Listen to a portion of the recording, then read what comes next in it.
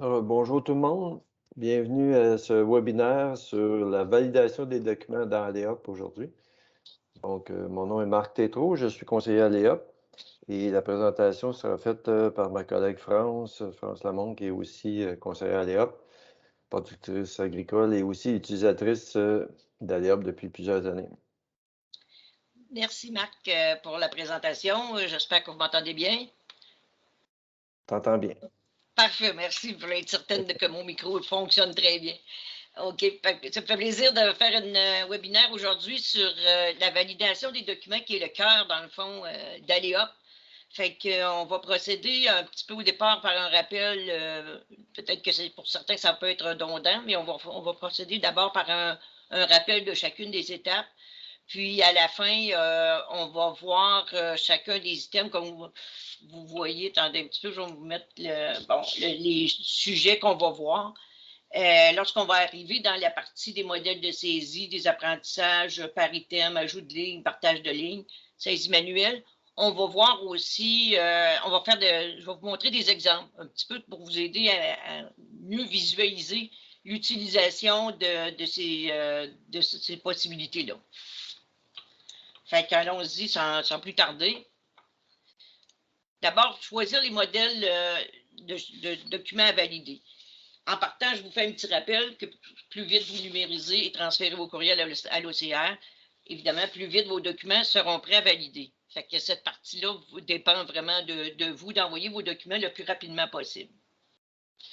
La façon maintenant de pouvoir choisir ces documents, vous avez plusieurs options lorsque vous arrivez à cette page-là de documents à valider.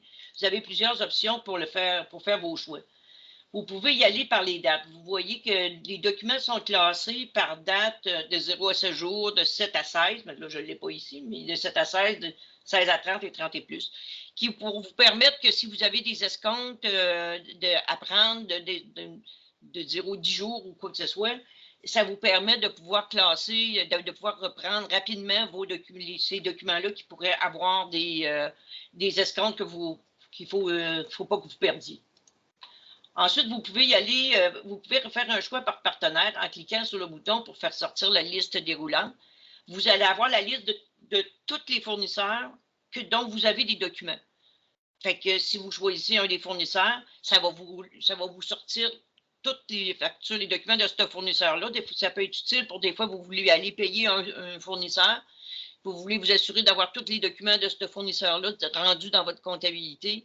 Bien, à ce moment-là, c'est une façon aussi de choisir vos documents à valider pour que ça soit plus facile d'avoir tous les documents de ce fournisseur-là. Vous pouvez y aller par groupe, dans le fond, en cochant le haut avant le petit carré vert que vous voyez en haut à gauche de partenaires. Vous pouvez cocher pour prendre une sélection, par exemple, prendre tous les documents de cette page-là. Ça pourrait être une façon aussi de le faire. Ensuite, vous avez une autre façon de faire, c'est de les choisir en utilisant la ligne de filtre.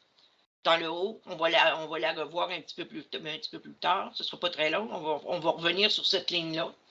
Et vous avez aussi la possibilité, lorsque vous êtes là, soit si vous avez un document que vous voyez qui est en double, vous pouvez le supprimer. Cette étape-là, vous pouvez aussi cocher un document pour le visualiser ou encore l'envoyer à la révision si vous voulez le rediriger à l'intérieur d'Aléa. Si vous avez envoyé votre document à la révision, il va vous apparaître dans le bouton de révision et à cet endroit-là, vous allez l'avoir dans la partie des documents en révision par l'usager. Maintenant, on a cette catégorie-là en révision par l'usager. Ça, c'est les documents que c'est vous-même qui envoyez à la révision. Fait que ça vous permet de les rediriger à votre choix. Vous voyez le menu, quand vous pouvez le reprendre pour le rediriger.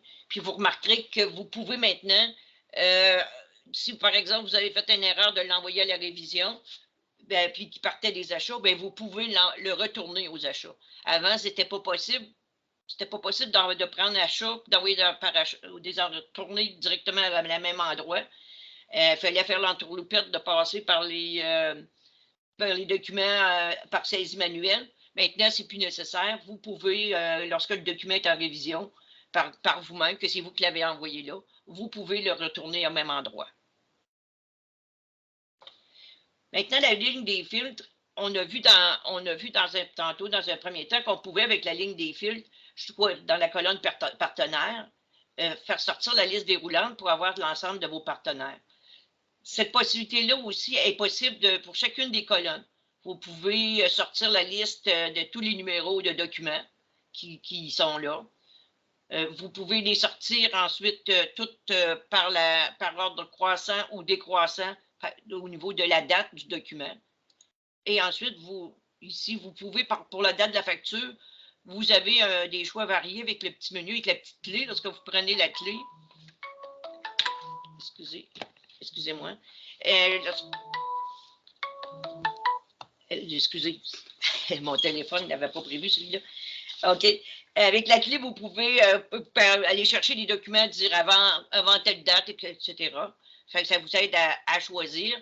Et ensuite, si vous prenez l'autre petit onglet, l'autre petit bouton, ça vous permet d'aller choisir une date, à même un calendrier, pour si vous cherchez une date précise. Ensuite, avec les montants, vous pouvez choisir par les montants de la même façon. En cliquant pour avoir la liste déroulante, vous allez avoir tous vos montants par ordre croissant. Vous pouvez choisir avec la clé de la même façon, en ayant des choix variés pour aller choisir un montant qui est plus grand que quand vous ne savez pas le montant exactement. Vous pouvez le choisir comme ça. Et dans chacune des colonnes, vous avez la possibilité d'inscrire quelques lettres, quelques chiffres pour être capable de trouver directement le nom d'un partenaire, d'un document, d'une facture que vous cherchez. Fait que vous avez plusieurs façons de rechercher un document que vous voulez valider plus rapidement, puis pour être capable de le retrouver, puis dans le fond, de faire la validation au rythme que vous avez besoin. Oui, France? Oui. On a déjà une question ici. Oui. Si j'ai un document en double, si j'ai pas, à ce stade-ci, je n'ai pas d'avertissement comme tel.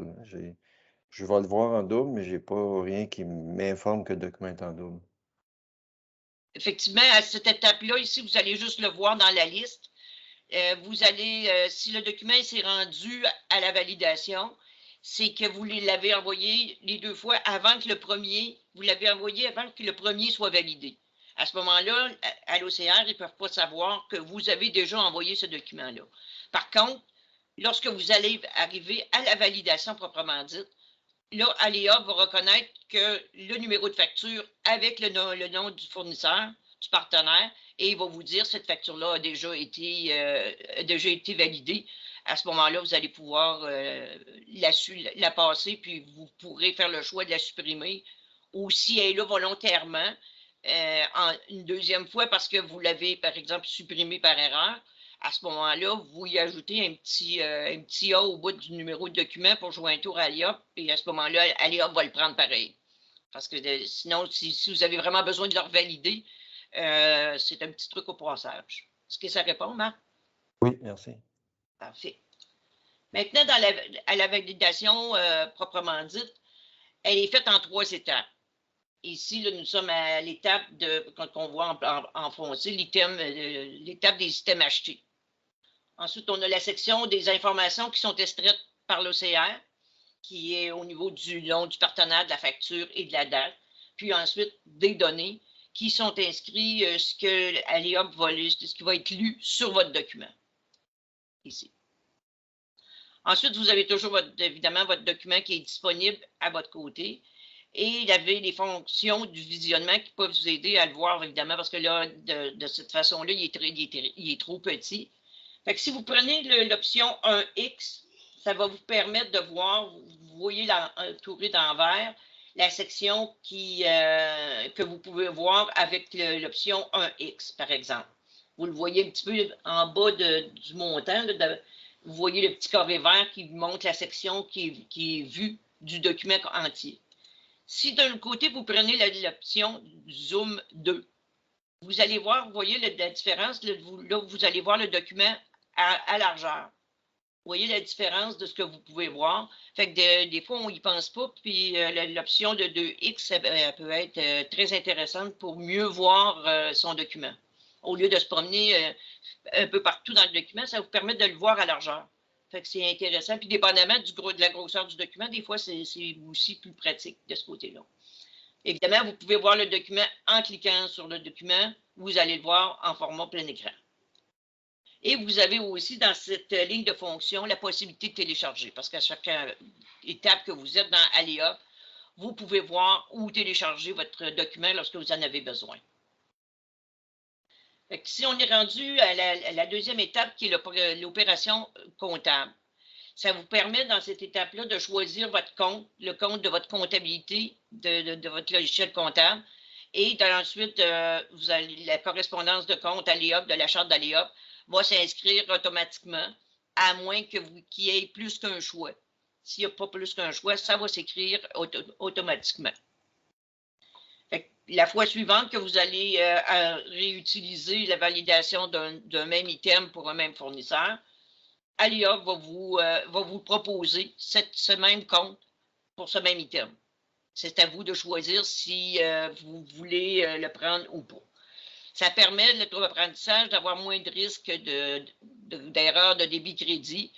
Ça permet d'avoir moins de risques de choix de compte. Puis, ça permet aussi d'avoir une plus grande régularité au niveau de votre validation. Ensuite de ça, en fait, ce qu'il faut retenir aussi, c'est que Aléa retient tout ce que vous faites, mais si vous faites une erreur, il va la retenir aussi. Fait que c'est important quand vous utilisez vos modèles de saisie les premières fois, de bien vérifier que votre modèle a été bien enregistré. Des fois, on peut juste avoir cliqué à côté ou pas avoir fait des erreurs, c'est humain. Mais c'est important de vérifier, lorsque vous créez vos modèles, les premières utilisations, de vérifier que c'est bien ce que vous voulez. Pour ne pas répéter votre erreur sur plusieurs écritures en prenant ce modèle de saisie. Ça, c'est important de le faire pour ne pas avoir d'erreur dans votre comptabilité. Dans la partie ici, pour les gens qui ont le logiciel Acomba, c'est dans la partie de validation, si vous avez Acomba avec le module de fournisseur, le paiement se fait dans le même écran que la validation. C'est une petite particularité pour le Acomba qui utilise le module de fournisseur. Comme vous pouvez voir, le bouton, dans ce cas-là, le bouton ne s'appelle pas paiement et encaissement, mais il va s'appeler seulement encaissement. Ensuite, au niveau des documents qui proviennent de l'EDI, quand les documents vous proviennent de l'EDI, ils sont ils ont souvent beaucoup plus d'informations que vous allez avoir directement sur le document que vous auriez normalement. Ça vous permet de plus facilement de voir vos escomptes et puis les ajouts qu'il y a. Par exemple, si on a ici, vous voyez le produit là, avec le numéro là, qui finit par 5003, la ligne suivante, vous voyez qu'il y a le ZMED, dans le fond, qui veut dire que c'est une partie des médicaments qui a été ajoutée dans la formule mettons, de cette moulée de croissance veau. Et ensuite, vous avez Z24H, ça veut dire, mettons, c'est un escompte entier pour recommander, mettons, en dedans de 24 heures. Fait que tout ça permet que, étant donné que les numéros sont les mêmes, c'est le même numéro, mais avec un suffixe qui est différent, ça aide Aléa à être capable de classer tous vos escomptes pour le même produit. Normalement, quand vous recevez un document qui ne vient pas de l'EDI, l'escompte n'est pas toujours évidente à partager par produit. Fait que ça, c'est une particularité que les documents EDI peuvent donner, qui permet de plus facilement de tout mettre ce qu'il y a, les escomptes, les ajouts qu'il y a pour un produit, de faire en sorte qu'Aléa va le retenir et va l'attitrer à ce produit-là. Ensuite, la troisième étape, c'est les taxes et l'étape des taxes et escomptes. Dans la partie escompte, lorsque Aléa, dans l'OCR, lorsqu'il va voir une escompte sur votre document, il va toujours prendre la meilleure escompte. Parce qu'il y a des fois que vous avez plusieurs choix d'escompte, dépendamment du délai de paiement. Aléa, lui, va lire la meilleure escompte. C'est à vous de décider ici si vous voulez gérer vos escomptes à l'intérieur d'Aléa ou si vous voulez aller les gérer au moment du paiement dans votre logiciel comptable. L'avantage de le faire dans votre logiciel comptable, c'est que vous êtes certain que quand vous prenez l'escompte, vous êtes rendu à faire le paiement, que vous allez être en temps pour faire le paiement. Si ici, dans Léa, vous prenez l'escompte, mais par contre, vous n'allez pas faire le paiement, vous avez pris une escompte qui ne vous est pas allouée. Fait qu'à ce moment-là, c'est à vous de choisir. Si vous avez par exemple, des factures, des paiements qui se font par PPA, par prélèvement automatisé, là, à ce moment-là, vous savez que vous allez les prendre, ces escomptes-là, c'est automatique. Là, c'est intéressant de pouvoir les prendre ici dans Aléa. Si vous ne les prenez pas ici, vous ne voulez pas les prendre dans Aléa, vous cliquez simplement là, sur la petite poubelle qui est au bout pour supprimer cette ligne-là. Et à ce moment-là, votre escompte, vous pourrez la gérer directement dans votre logiciel comptable. Dans le cas des PPA, il vous envoie un document pour vous dire c'est quoi le prélèvement qu'ils ont pris, sur quelle facture, puis quel escompte qu'ils vous ont attribué. Fait que c'est facile pour vous d'aller l'inscrire dans votre logiciel de comptabilité. L'autre avantage que ça a de le faire directement dans votre système comptable, c'est que vous allez avoir le montant brut de la facture, tandis que si vous prenez l'escompte dans l'IA, vous allez avoir le montant net de la facture. Fait que c'est à vous de choisir comment vous aimez avoir vos escomptes et comment vous voulez les gérer. Alia vous permet de faire de la façon qui vous plaît. On les met pour que c'est plus facile pour vous de la supprimer si vous ne la prenez pas que pour celui qui veut la gérer dans Aléa que d'aller la rechercher sur le document pour la rajouter. C'est la raison pour laquelle on la met ici à la validation qu'on va aller la chercher. Fait oui, oui. OK. Je vais te laisser compléter cette petite portion-là, puis j'aurai quelques questions. Parfait. Au niveau des taxes, ensuite, c'est les taxes de TPS, de TVQ que vous allez avoir à traiter. Et ensuite, vous avez le solde de la transaction qui, si la ligne est en verte, comme vous voyez, ça veut dire que le montant arrive avec la facture. Si ici, par exemple, j'ai supprimé l'escompte en haut, la ligne va devenir jaune. Mais si vous savez que c'est vous qui avez supprimé l'escompte, c'est normal que la ligne va devenir jaune, mais vous savez pour quelle raison que ça ne correspond pas avec la facture. Fait que la facture, elle est incluant l'escompte. Vous voyez quand on revient. Ensuite, tout ce que vous avez à faire, c'est que vous allez confirmer votre transaction. Et à ce moment-là, vous allez avoir terminé votre transaction. Si vous allez voir dans le paiement, si vous aviez conservé le paiement qu'on va voir plus loin, vous avez le choix ici de décocher pour faire un paiement ou un encaissement de façon différente. Ensuite, vous confirmez. Parfait. Oui, je pourrais prendre ta question. Oui.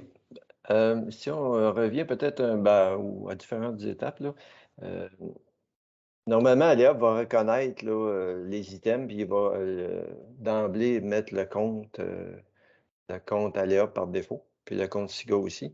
Mais il arrive à l'occasion que ce n'est pas le cas. Ça serait dû à quoi? Je sais qu'il y a différentes possibilités, là, mais ça arrive à l'occasion que les comptes ne se présentent pas automatiquement. OK. Le compte ne se présentera pas automatiquement si, si vous n'avez pas terminé l'écriture précédente. Chaque item qui est retenu par Aléa, puis est retenu lorsqu'une écriture, une validation est terminée. Aussi, si la description, le numéro de produit est différent, par exemple, si ici, au lieu d'être écrit Hydro-Québec comme ça, comme c'est toujours écrit, ça sera marqué Hydro-Québec rabais. Là, Aléa ne sait plus que Hydro-Québec rabais, que ça veut dire la même chose. À ce moment-là, vous n'aurez pas de suggestion parce que Aléa n'a pas vu cet système-là. C'est de cette façon-là, c'est qu'il faut, pour que Aléa vous propose une suggestion, il faut qu'il revoie la même description, le même numéro de produit et avec le même fournisseur. Si vous avez acheté un bearing, par exemple, un numéro de bearing à un endroit, vous achetez le même numéro de bearing à un autre endroit, Aléa ne le prendra pas, il ne vous le suggérera pas parce qu'il faut que ça soit vraiment la combinaison des deux, du numéro de produit et du fournisseur, du partenaire. Est-ce que ça répond, Marc? Je crois que oui, je vais valider. Une autre question. Si, admettons, pour une raison X, on ne veut pas réclamer la TPS ou la TVQ sur un item, qu'est-ce qu'on doit faire? On va le voir tantôt dans le partage des taxes. On va voir comment faire pour partager les taxes pour faire en sorte qu'il y ait une partie qui est personnelle, par exemple, une partie qui va être réclamée.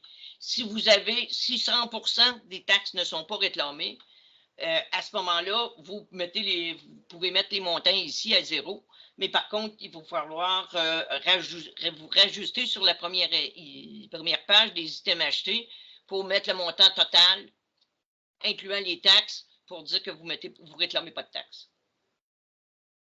OK. On pourrait aussi changer le compte dans cet écran-là directement? Oui, aussi, on pourrait mettre ici les comptes, au lieu de mettre TPS et TVQ, on pourrait aller chercher un compte de retrait, par exemple, puis on pourrait le changer directement ici, effectivement, Marc. C'est une bonne remarque.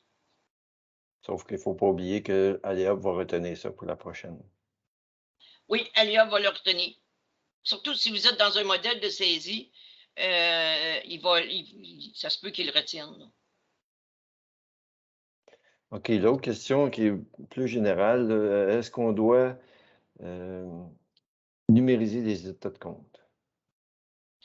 Les états de compte, il y a des particularités, par exemple, pour le centre d'insémination et pour certains vétérinaires, cliniques vétérinaires, vous pouvez envoyer l'état de compte au lieu d'envoyer chacune des petites factures. À ce moment-là, vous le numérisez, vous l'envoyez au traitement, à l'OCR. Si vous voulez, si vous avez toutes vos factures et vous voulez conserver vos états de compte dans Aléop, à ce moment-là, vous les numérisez et vous allez les envoyer au classeur conventionnel. Vous pourrez alors les mettre dans le classeur conventionnel pour être capable de, quand vous faites vos paiements, de pouvoir toutes les consulter lorsque vous faites vos paiements pour ne pas payer un état de compte, mais prendre l'état de compte pour confirmer que vous avez tous les documents, puis que ce que vous payez, ça correspond avec l'état de compte. S'il y a une erreur entre les deux, ça ne veut pas dire que c'est vous qui avez fait l'erreur, c'est d'en parler avec votre fournisseur pour vous entendre, puis que si vous manque une facture ou quoi que ce soit, bien, vous le réglez immédiatement. Si vous payez votre état de compte, vous ne le réglez pas, puis vous allez retrouver ce même problème-là à la fin de l'année, qui va être beaucoup plus difficile à retrouver. Fait que l'état de compte, c'est vous qui choisissez si vous voulez les conserver ou pas. C'est à votre guise. C'est sûr que si vous voulez les conserver, vous les mettez dans l'EOP, dans le classeur conventionnel, ben, la journée où vous en avez besoin pour faire des vérifications, ben, vous les avez. Sinon, ben, vous pouvez les conserver dans vos courriels, si vous les avez reçus par courriel. Ça peut être une autre façon de les conserver aussi, là. Mais ils ne seront pas protégés comme s'ils étaient dans l'EOP, puis ils ne seront pas au même endroit que tous vos autres documents. OK, j'ai une autre question, France. Oui. Si on reçoit un crédit fidélité sur une facture, mettons, à quel endroit je vais l'inscrire?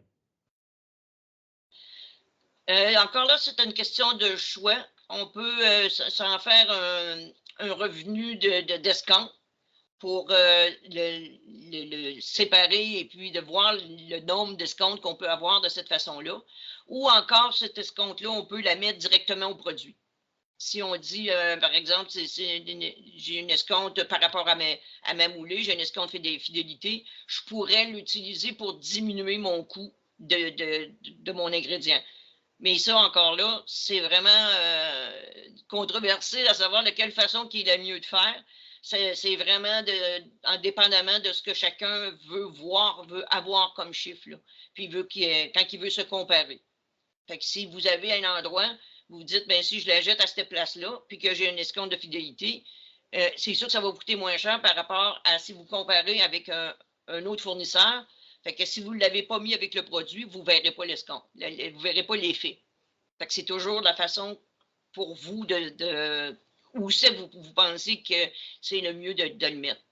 Ben, il y a vraiment des deux façons de faire. Là. Ça va, Matt? Oui, encore une question. Oui. On revient encore les états de compte. Est-ce qu'on pourrait les rentrer en saisie manuelle en inscrivant 0 comme montant?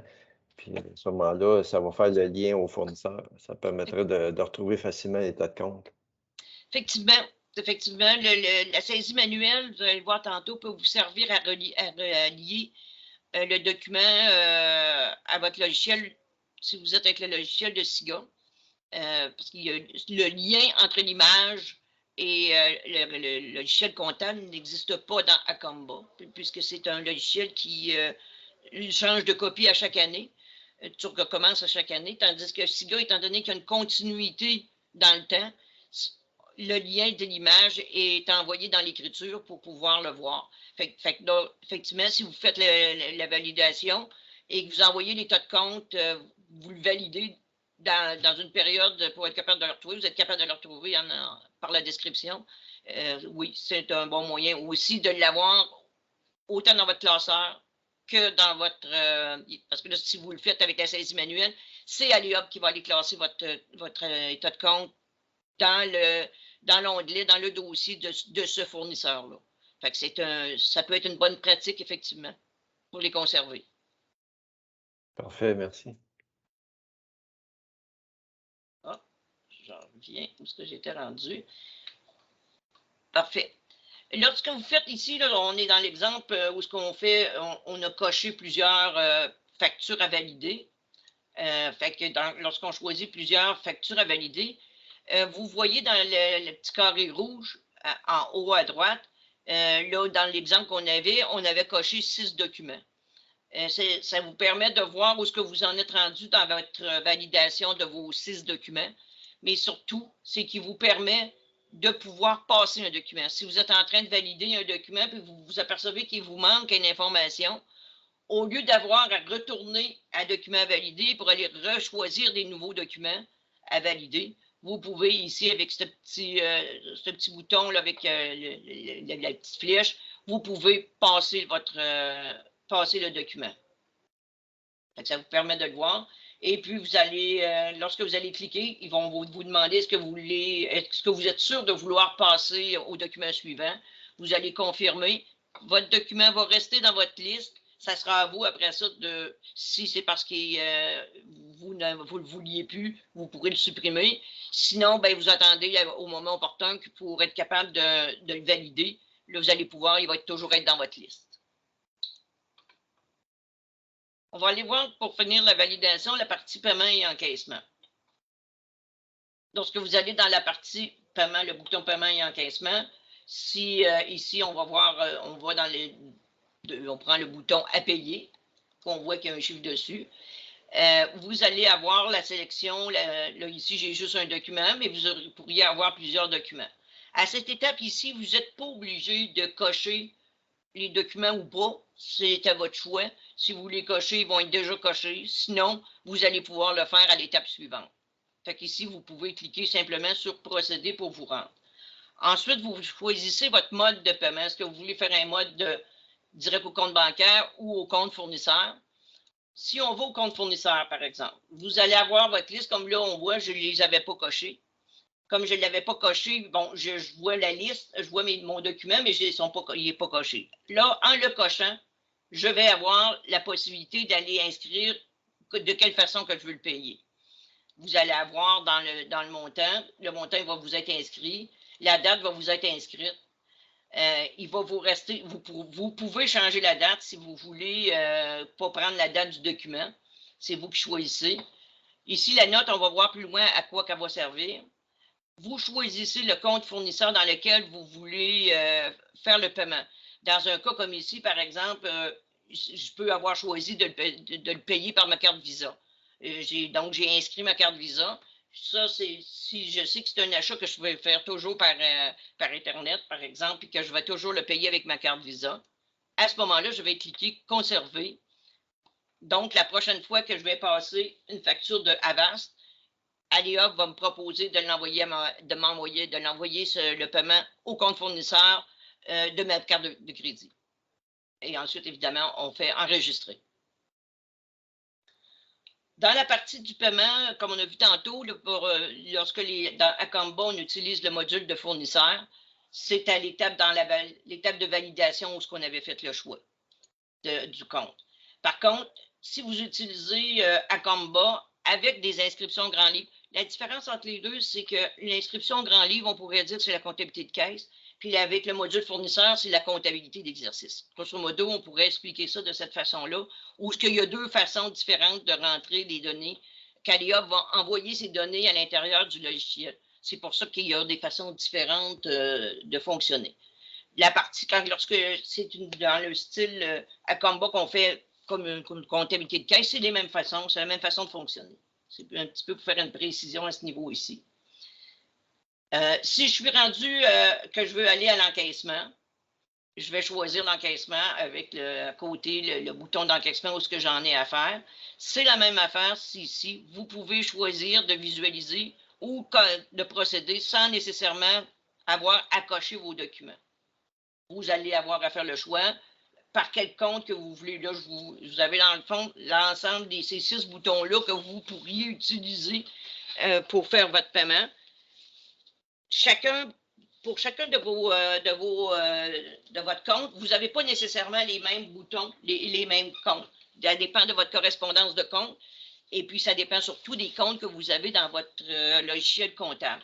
Si tous ces comptes-là sont disponibles dans votre charte de compte, vous allez avoir accès à tous ces comptes-là. Ensuite, lorsque vous avez à faire encaissement, par exemple, vous allez cocher en avant de chacun des documents à faire. Vous allez avoir le montant et la date. Ici, c'est une vieille date, là, mais vous allez pouvoir, que vous pourriez corriger. Et la même chose, vous allez inscrire dans quel compte que vous voulez. Ici, on est un paiement avec un compte client. On va faire la même chose qu'avec les comptes fournisseurs. On va choisir un compte, puis on va faire le paiement. Si par contre, on avait choisi de faire le paiement par un compte bancaire, si vous avez plusieurs comptes bancaires, vous devez cliquer sur le petit triangle pour vous faire sortir la liste des comptes bancaires. Là, ici, vous voyez, on a coché tous les documents. En cochant tous les documents, ce que ça fait, c'est que vous avez vu précédemment, ici, les 2 documents des producteurs de lait se sont additionnés. Si vous les cochez ensemble, ils vont s'additionner. Donc, si vous avez vraiment fait un dépôt vous auriez fait vraiment les dépôts ensemble, c'est intéressant qu'ils puissent s'additionner pour être capable de le retrouver le montant exact lorsque vous allez faire votre conciliation bancaire. À ce moment-là, si vous avez plusieurs documents, c'est à vous d'écrire la date que vous avez fait le paiement, l'encaissement, étant donné qu'on ne peut pas savoir avec la date des documents quand est-ce que vous l'avez fait. Mais normalement, dans un cas comme ici, dans les producteurs de lait, la paye de lait est déposée directement à votre compte. Fait que vous ne pouvez pas les faire additionner. Il vous faut les valider un par un pour avoir à votre conciliation bancaire chacun des montants de chacune des payes de lait. Et ensuite, en cliquant sur « Conserver », c'est que vous aurez pu à venir faire cette étape-là. Vous allez pouvoir, chaque fois, Aléa va vous le proposer. Donc, plus vous allez avoir, ça va faire longtemps que vous utilisez Aléa, moins vous allez avoir à intervenir au niveau du bouton de paiement et encaissement. Ça va être juste dans les cas exceptionnels ou que vous opérez différemment. Sinon, ça va se faire, tout va se faire au bouton validation pour la majorité de vos validations. On va voir maintenant la conversion des unités. Pour faire la conversion des unités, lorsque vous avez des unités, parce qu'Aléa va lire qu'est-ce qui est inscrit sur le document. Fait qu'ici, si vous voyez des sacs, Aléa va lire sur votre document que c'est des sacs de suppléments que vous avez. Il va l'entourer en orange pour vous montrer que cette unité-là, cette unité de mesure-là, peut être convertie.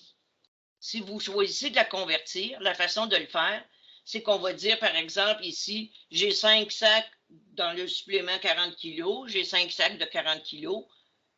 Fait que vous voyez en bas, la partie bleue, on va inscrire 200 kg pour le supplément. Aléa va retenir cette conversion-là et à l'avenir, à chaque fois que vous allez avoir ce produit-là de ce fournisseur-là, il va vous faire automatiquement la conversion. Par contre, si vous voulez voir que c'est combien la mesure originale. Si vous mettez votre curseur sur le kilo, mettons ici, ça va vous faire apparaître un petit carré qui va vous dire que la valeur originale était de 5 sacs. Fait que ça vous permet de revoir l'unité de base aussi, tout en ayant fait la transformation. Par contre, lorsque vous avez des tonnes, vous n'avez pas à faire de conversion pour les mettre en kilos. Vous voyez, 1000 kilos est égal à une tonne, ça se fait automatiquement. Vous pouvez, lorsque c'est une même sorte de mesure, vous pourriez mettre, par exemple, si dans votre logiciel de comptabilité, vous inscrivez des livres, vous pourriez même aller transférer en livres, en kilos, en grammes. Vous pourriez le faire de n'importe quelle de ces mesures-là. Les conversions sont automatiques dans le logiciel d'Aléa. Ce qui est important au niveau de la validation, au niveau de l'alimentation de la vache laitière, les unités sont très importantes, autant dans le vache laitière, mais aussi dans toutes les productions animales. C'est important de convertir pour faire un meilleur suivi de l'alimentation, pour avoir le nombre de kilos et non pas des sacs sans avoir à faire la recherche de combien il y a de kilos par sac. Fait que c'est avantageux d'utiliser la conversion. Pour aussi les dépenses d'alimentation. Dans les dépenses d'alimentation, c'est important lorsque vous faites la validation de séparer les autres aliments du troupeau de ceux des vaches laitières. Il faut séparer les vaches caries, les vaches laitières, les génisses des animaux domestiques pour qu'on soit capable d'avoir, au niveau de l'alimentation de vaches laitières, pour savoir exactement qu'est-ce qui est allé comme alimentation pour les vaches en production. C'est très utile dans l'utilisation des indicateurs vaches laitières. La répartition, par contre, peut être faite seulement dans Aléa. Si vous avez juste un compte de minéraux, vous pouvez choisir de tout laisser quand même dans le compte de minéraux de votre comptabilité, mais faire le partage seulement dans Aléa au niveau pour vos indicateurs. Mais vous pouvez aussi ajouter ces comptes-là dans votre charte de compte pour, en fait, si vous voulez vous comparer d'Aléa avec votre logiciel comptable, vous aurez les mêmes informations. Au niveau des frais payés d'avance, c'est important aussi de ne pas mettre vos frais payés d'avance dans la dépense. Par exemple, si vous avez acheté des aliments, des semences, d'engrais, de ne pas mettre, si vous les payez pour la prochaine année, qui c'est plus une transaction fiscale qu'autre chose, à ce moment-là, vous mettez ces dépenses-là dans les frais payés d'avance et non pas directement dans la dépense parce que ça vient briser vos chiffres. Ces dépenses-là encourues vous allez les rentrer lorsque vous allez vraiment faire la dépense et que vous allez faire la validation de la dépense qui vient de rentrer. En utilisant Aléa, vos chiffres ils prennent une grande valeur, puis c'est important de les utiliser le plus possible. C'est l'occasion, surtout comme ici, là on est encore en début d'année financière pour beaucoup de vous autres, si vous considérez que votre répartition de vos revenus, de vos dépenses, vous voulez avoir des façons différentes pour mieux répondre à vos interrogations futures, c'est le temps de vous ajouter des comptes dans votre charte de compte de votre logiciel, puis on fait la correspondance et ça va vous permettre d'avoir des meilleurs indicateurs, plus de précision. Parce qu'il faut rappeler que les indicateurs sont faits à partir de la charte de compte d'Aléa.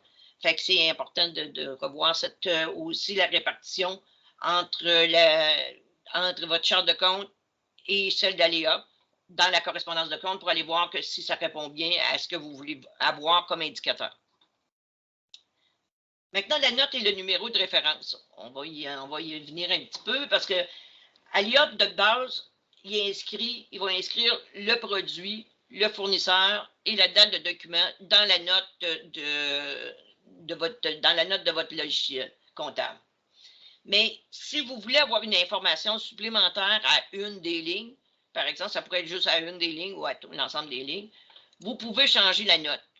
Par exemple, ici, si je marque dans mon exemple, ici, je change la note et je marque que je veux inscrire sur quel véhicule que ça a été cette essence-là, par exemple, ici, je pourrais mettre dans la note Et ici, j'ai mis véhicule CX9. Ça, c'est mon véhicule. Puis, lorsque ça va être transféré dans votre logiciel, au lieu d'être écrit, comme vous voyez là en bas, le nom d'Ultramar qui est écrit là, avec la date, ça va être écrit l'information que vous décidez d'écrire. Fait que des fois, si vous avez une petite note que vous voulez garder sur un item, et ça peut être utile pour vous de l'utiliser. Fait que vous voyez la différence d'inscription qui peut se faire au lieu d'être marqué, exemple, ça aurait été marqué régulier Ultramar, le produit étant marqué dans la description régulier. On aurait la description, le nom du fournisseur et la date. Ça va être changé par ce que vous choisissez de mettre dedans. La note est disponible dans la validation, les encaissements, dans les paiements aussi et la petite caisse que vous pouvez le retrouver. On a aussi le numéro de référence qu'on peut avoir lors de l'encaissement ou des paiements au compte bancaire. Puis ça va se transférer dans la colonne de documents dans Psychofinance. Ici, actuellement, au niveau d'Acomba, ce transfert-là n'est pas fait. Si, par exemple, vous faites un paiement et que dans le paiement, vous écrivez dans la note, je fais l'exemple d'écrire dans ma note, je l'ai payé comptant, et dans la référence, par exemple, je l'ai payé comptant avec mon chèque numéro 125, la façon que ça va se retrouver dans votre logiciel de comptabilité, c'est que vous allez avoir la note comptant va se retrouver dans votre colonne de notes, alors que le numéro de référence va se ramasser, va être transféré dans votre ligne des documents, des numéros de documents. Fait que ça peut être aussi une façon d'utiliser Aléa pour que lors de la validation, vous puissiez transférer les informations que vous voulez. Maintenant, on va aller au modèle de saisie. On a vu la validation grossièrement. Maintenant, on va y aller dans les modèles de saisie et à quoi servent les modèles de saisie. Les modèles de saisie vont vous permettre de valider plus rapidement et surtout plus uniformément vos transactions. Fait que, parce que, comme on a montré tantôt, Aléa apprend chacun des items de chaque fournisseur. Il va apprendre comment vous l'avez traité, comment vous l'avez validé.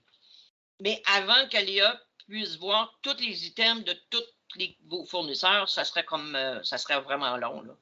Fait que pour aider Aléa à apprendre, puis pour vous, que ça soit plus rapide à faire la validation, les modèles de saisie vont vous permettre de faire apprendre à Aléa une façon de valider. Fait que ça veut que Aléa, il va retenir le modèle que vous lui donnez, puis il va retenir aussi les modifications que vous faites au modèle. C'est utile d'utiliser des modèles de saisie lorsque vous avez des revenus, des dépenses qui reviennent souvent. Par exemple, paye de lait, les ventes d'animaux, pour avoir un modèle, une façon de faire uniforme d'une fois à l'autre, ça revient souvent. Au lieu de vous poser la question à chaque fois, vous pouvez le faire, c'est plus rapide que même si Aléa retient, ça va être plus rapide pour gérer les exceptions. Lorsqu'il arrive des lignes de façon différente du modèle que vous êtes habitué, que vous faites, bien, à ce moment-là, vous pouvez, avec le modèle de saisie, ça va vous permettre de pouvoir donner les spécifications. On va voir tantôt en faisant des exemples. Aléa vous permet aussi de trier à même un document. Avec le modèle de saisie, ça va vous permettre de séparer des items comme les actes de vétérinaire et les médicaments qui sont tous à la même facture. On va être capable de montrer à Aléa comment faire pour séparer ces deux systèmes-là pour que vous puissiez avoir le partage automatiquement. Ensuite, ça peut vous servir aussi à retenir un partage entre plus d'un compte ou plus d'un département. Par exemple, si vous voulez partager un compte cellulaire, une partie personnelle, c'est une façon de faire un modèle. Aussi, si on veut ajouter des lignes, par exemple, on veut ajouter des lignes pour transférer des informations supplémentaires, on va s'ajouter une ligne qui va devenir faire partie du modèle et qui va vous être présentée à chaque fois que vous allez utiliser ce modèle-là. Ensuite, pour un partenaire dont les documents ont beaucoup de lignes, par exemple, un entretien de machinerie, vous allez avoir plusieurs lignes. Au lieu de répéter, d'aller passer sur le bouton répéter un compte, vous lui dire que tout ça va dans l'entretien de machinerie ou l'entretien d'un tracteur. À ce moment-là, le modèle de saisie, lui, il va le faire automatiquement. Il va mettre le compte pour toutes les lignes d'un seul coup. Ça va être plus rapide. Ça peut être utile, le modèle de saisie aussi, pour un partenaire en particulier qui ont des transactions différentes. Par exemple, si vous avez plusieurs comptes d'électricité, vous pouvez avoir pour un compte un certain partage, d'autres comptes qui n'ont pas de partage du tout. Fait que ça vous permet de différencier chacun de vos partenaires, d'avoir pour que vos écritures, vous puissiez les retrouver facilement là, sur le modèle que vous faites pour l'année. Si par exemple vous avez déterminé au début de l'année, vous mettez 30% d'électricité personnelle, Aliop, lui, par le modèle, il va savoir que ces 30% que vous mettez, vous n'aurez pas à vous poser la question. C'est aussi par partenaire pour accélérer la validation. Si vous avez des partenaires que c'est toujours les mêmes comptes, vous pouvez, au lieu de prendre un compte particulier, bien, vous pouvez choisir un partenaire, puis dire quand c'est ce partenaire-là, ce fournisseur-là, c'est toujours la même affaire, c'est toujours dans le même compte. Vous pouvez choisir d'appeler un modèle de saisie par le nom du partenaire. Puis de même, ça permet de plus rapidement de l'utiliser. C'est aussi intéressant, le modèle de saisie, lorsqu'on a des écritures à faire qui sont moins fréquentes ou qui sont particulières, qui vous permettent de retenir comment vous l'avez fait la fois précédente. Lorsque vous avez des transactions aussi qui sont plus complexes, vous vous êtes cassé la tête une fois pour la faire, vous n'avez pas à vous recasser la tête, le modèle de saisie va la retenir. Ça vous permet aussi une régularité d'inscription dans la comptabilité. Si, par exemple, une deuxième personne vient valider et elle utilise vos modèles de saisie, bien déjà, on a une certaine uniformité dans votre validation. Puis, en fait, toute autre raison là, que vous jugez pertinente, là, qui peuvent vous aider à faire des modèles de saisie. Enfin, le modèle de saisie, ils sont utiles autant dans la validation que dans la saisie manuelle, puis ils sont essentiels pour améliorer votre rapidité de validation. Oui. Ah, ben, tu y arrives peut-être, justement. Il y avait une question à savoir si on va nommer nos modèles de saisie, mais une fois qu'on les a nommés et enregistrés et tout, est-ce qu'on peut modifier le titre du modèle? Oui, j'y viens dans pas long.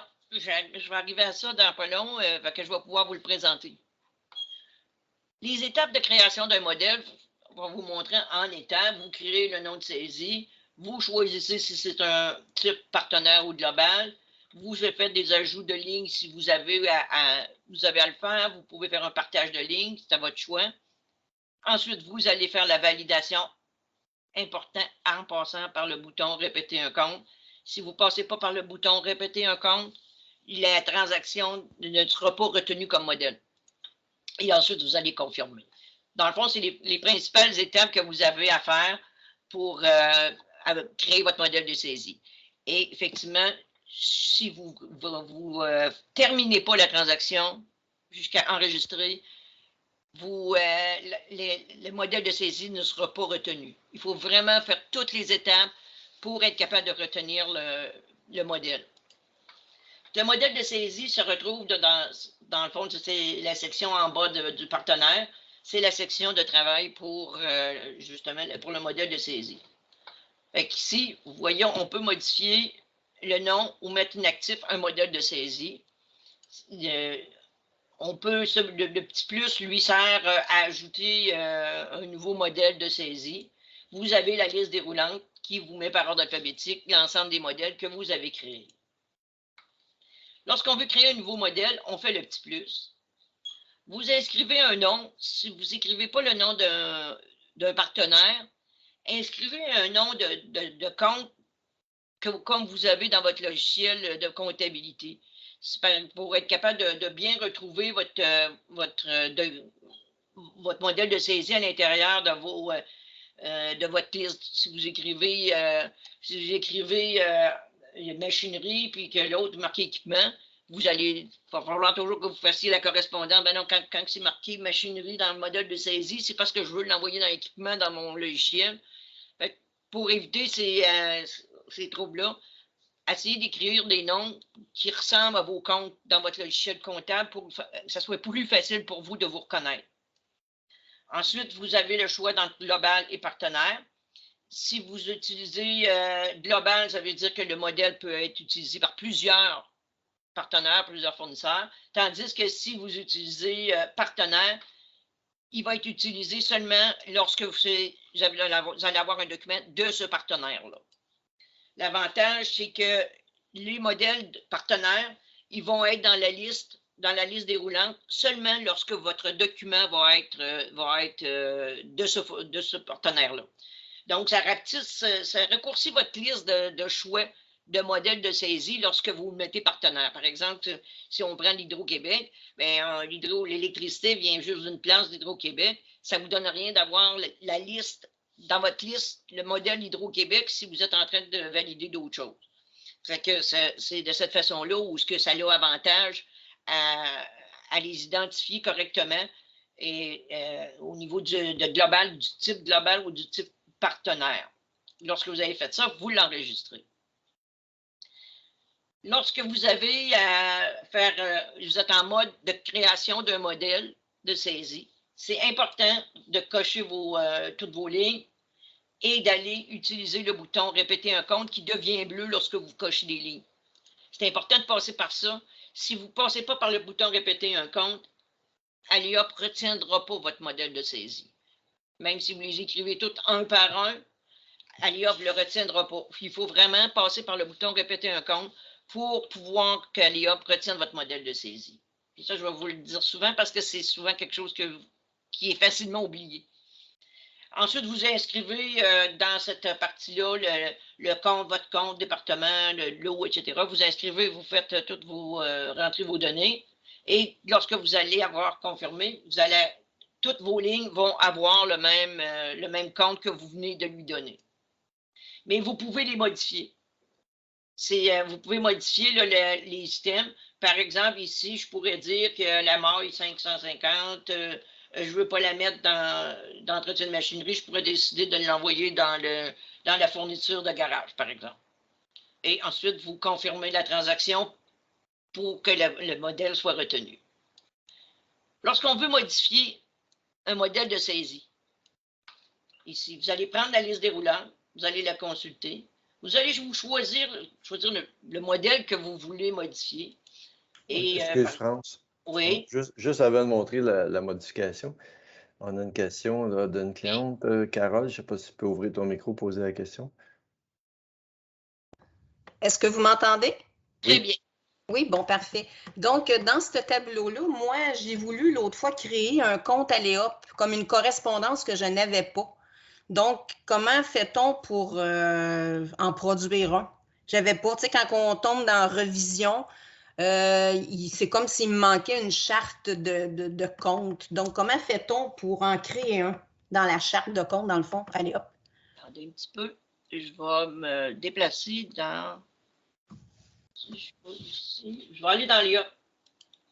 Par exemple, si vous auriez une révision... Oui, si j'avais une révision, parce qu'ils me disent, mettons, quand j'ai passé mes factures, que je n'ai pas de correspondance pour ma charte dans Alliop. Parfait. Là, vous allez venir dans comptabilité ici, puis dans correspondance de compte. Là, si vous avez... Oups, là, c'est délai dépassé, là. OK. Donc, ici, vous avez créé un nouveau compte. Là, je suis là-dedans, mais, tu sais, mettons, il n'existe pas, je veux en créer un autre. OK. Si vous le créez, votre compte, vous le créez dans votre compte, dans votre logiciel comptable. Vous synchronisez et il va apparaître ici en rouge. Ah, OK. Il faut que je passe par SIGA avant. Oui. La création des comptes, des départements, des auxiliaires, ça passe tout par le logiciel. C'est le logiciel comptable, que ce soit SIGA ou Acomba. C'est par le logiciel comptable que vous créez le compte. Puis ensuite, vous allez venir ici le relier à la charte de compte d'Alliop. Parce que ici, moi, je crée, mettons, un compte, mais le compte Alliop, je le crée également. Dans le fond, c'est le même numéro, là, c'est ça? Le compte Alliop, ici, pas nécessairement le même numéro ici, là. Si je viens ici, mettons un exemple, Vous voyez, le compte à l'IOP, c'est 69 738 dans Ouais, ce numéro. c'est ça, moi, c'est ceux-là que je veux faire, mettons, un nouveau dans ça parce que j'ai pas de correspondance. Bon. Mais si je le crée à partir de SIGA, ça va se faire automatiquement? Ça va pas se faire automatiquement. Ce que ça va faire, c'est que quand vous allez avoir synchronisé, votre nouveau compte que vous avez créé va s'en venir, si c'est un compte de revenus, il va s'en venir dans l'onglet revenus, ici. Il va être inscrit en rouge. Et puis, c'est vous qui allez, par exemple, mettons que je fais ça, vous allez être comme ça. Il va vous arriver comme ça. Oui, c'est ça, il arrive comme ça, exact. Là, vous allez cliquer dessus. Oui. Puis, là, vous allez écrire quelques lettres. Là, par exemple, ici, terre. Bon, mais je sais que c'est location de terre. Je vais l'ajouter. Je vais faire ajouter. Puis là, je pourrais aller à ma révision. Là, j'irai à la révision, puis je pourrais faire la résolution automatique, étant donné que c'est cette correspondance-là qui lui manquait. Okay. La question, France, c'est de savoir, est-ce que je peux créer un compte à l'EOP? Non. La charte de compte à l'IOP, elle, est fixe. Bon, OK. C'est ça. La charte de compte à l'IOP, elle est fixe. On est à travailler pour la revoir. On est en train de travailler pour refaire une nouvelle charte de compte. OK, donc merci Marc. Dans le fond, c'était ça ma question. Là. Je n'avais pas bien saisi, je m'en excuse. Ben, c'est peut-être moi qui s'est mal exprimé, là, mais oui, ça je suis capable d'aller créer, dans le fond, un compte de dépenses. Mais moi, c'était la charte des comptes. Cette semaine, il a fallu que je fasse quelque chose, mais je n'ai pas trouvé de correspondance, dans le fond, mais je ne peux pas en faire une, c'est ça, là. OK. Si par contre, si c'est une correspondance dans une production que vous n'aviez pas avant, là, vous pouvez aller rajouter une production pour avoir des comptes supplémentaires de disponibles. OK. Mais ça, probablement qu'on n'est pas capable de le créer de ce que je voulais faire. Bon, mais ça répond à ma question. Parfait. Parfait. On revient ici. Merci. Ça fait plaisir. Lorsque vous voulez modifier un titre, vous allez consulter, prendre dans la liste pour trouver le compte que vous voulez modifier. Ici, on a pris, par exemple, entretien de machinerie. On va cliquer sur le petit crayon, le bouton du petit crayon qui nous permet d'aller modifier. Là, ici, vous allez pouvoir modifier le nom, par exemple, d'entretien de machinerie. Vous pourriez inscrire entretien d'équipement ou écrire ce que vous voulez. Vous pouvez aller le modifier ça, facilement ici. Par contre, le type ne se modifie, ça ne se modifie pas. Si vous dites, j'aurais dû le mettre partenaire, vous ne pouvez pas. Refaites-en un nouveau, plutôt, puis que là, vous allez choisir le type correctement. Et vous pourrez ensuite choisir de le mettre l'autre, celui que vous n'avez plus besoin, de le mettre inactif. En fait, si dans votre liste déroulante, vous avez des modèles de saisie que vous ne voulez plus utiliser, on ne peut pas les supprimer, mais on peut les mettre inactifs. Fait que vous allez utiliser ce bouton-là pour venir les mettre inactifs. Puis, si jamais un jour vous en avez besoin, vous pourrez aller le rechercher. Fait que lorsque vous avez fait cette étape-là, vous enregistrez. Ensuite, lorsque vous voulez modifier un modèle de saisie, vous allez le faire en répétant toutes les étapes. Vous allez prendre le modèle de saisie que vous voulez modifier. Par exemple, si je prends l'entretien de machinerie, ici, là, je vais refaire les mêmes étapes. Je vais recocher, je vais réutiliser le bouton « Répéter un compte », je vais faire mes nouveaux choix, je vais modifier, l'ALEOP va nous proposer les choix de la dernière fois. Je peux là, je vais choisir, je vais modifier qu'est-ce que je veux, et ensuite, je vais confirmer. Et surtout, c'est important, il faut que vous terminiez la transaction pour que les corrections du modèle soient retenues. OK? Fait que vos modèles vous voyez qu'ils sont par lettre alphabétique, et vous voyez que dans les types, vous avez seulement des types globaux parce que là, j'avais pas de compte de modèle de saisie qui était au nom Agritex que j'ai nommé partenaire, par exemple. Fait que c'est de cette façon-là que vous pouvez le voir. Là.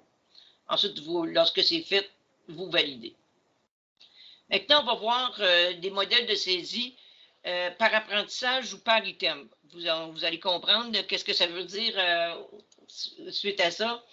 Lorsque vous utilisez le bouton « Répéter un compte », vous créez un apprentissage qui est par défaut. En fait, tous les produits, chaque fois qu'il y a un produit nouveau qui est dans la liste, lorsque vous utilisez ce modèle de saisie-là, ça va être le modèle, celui que vous avez mis de base au début, lorsque vous avez fait l'étape de répéter un compte. C'est ce compte-là qui va être répété, qui va être mis.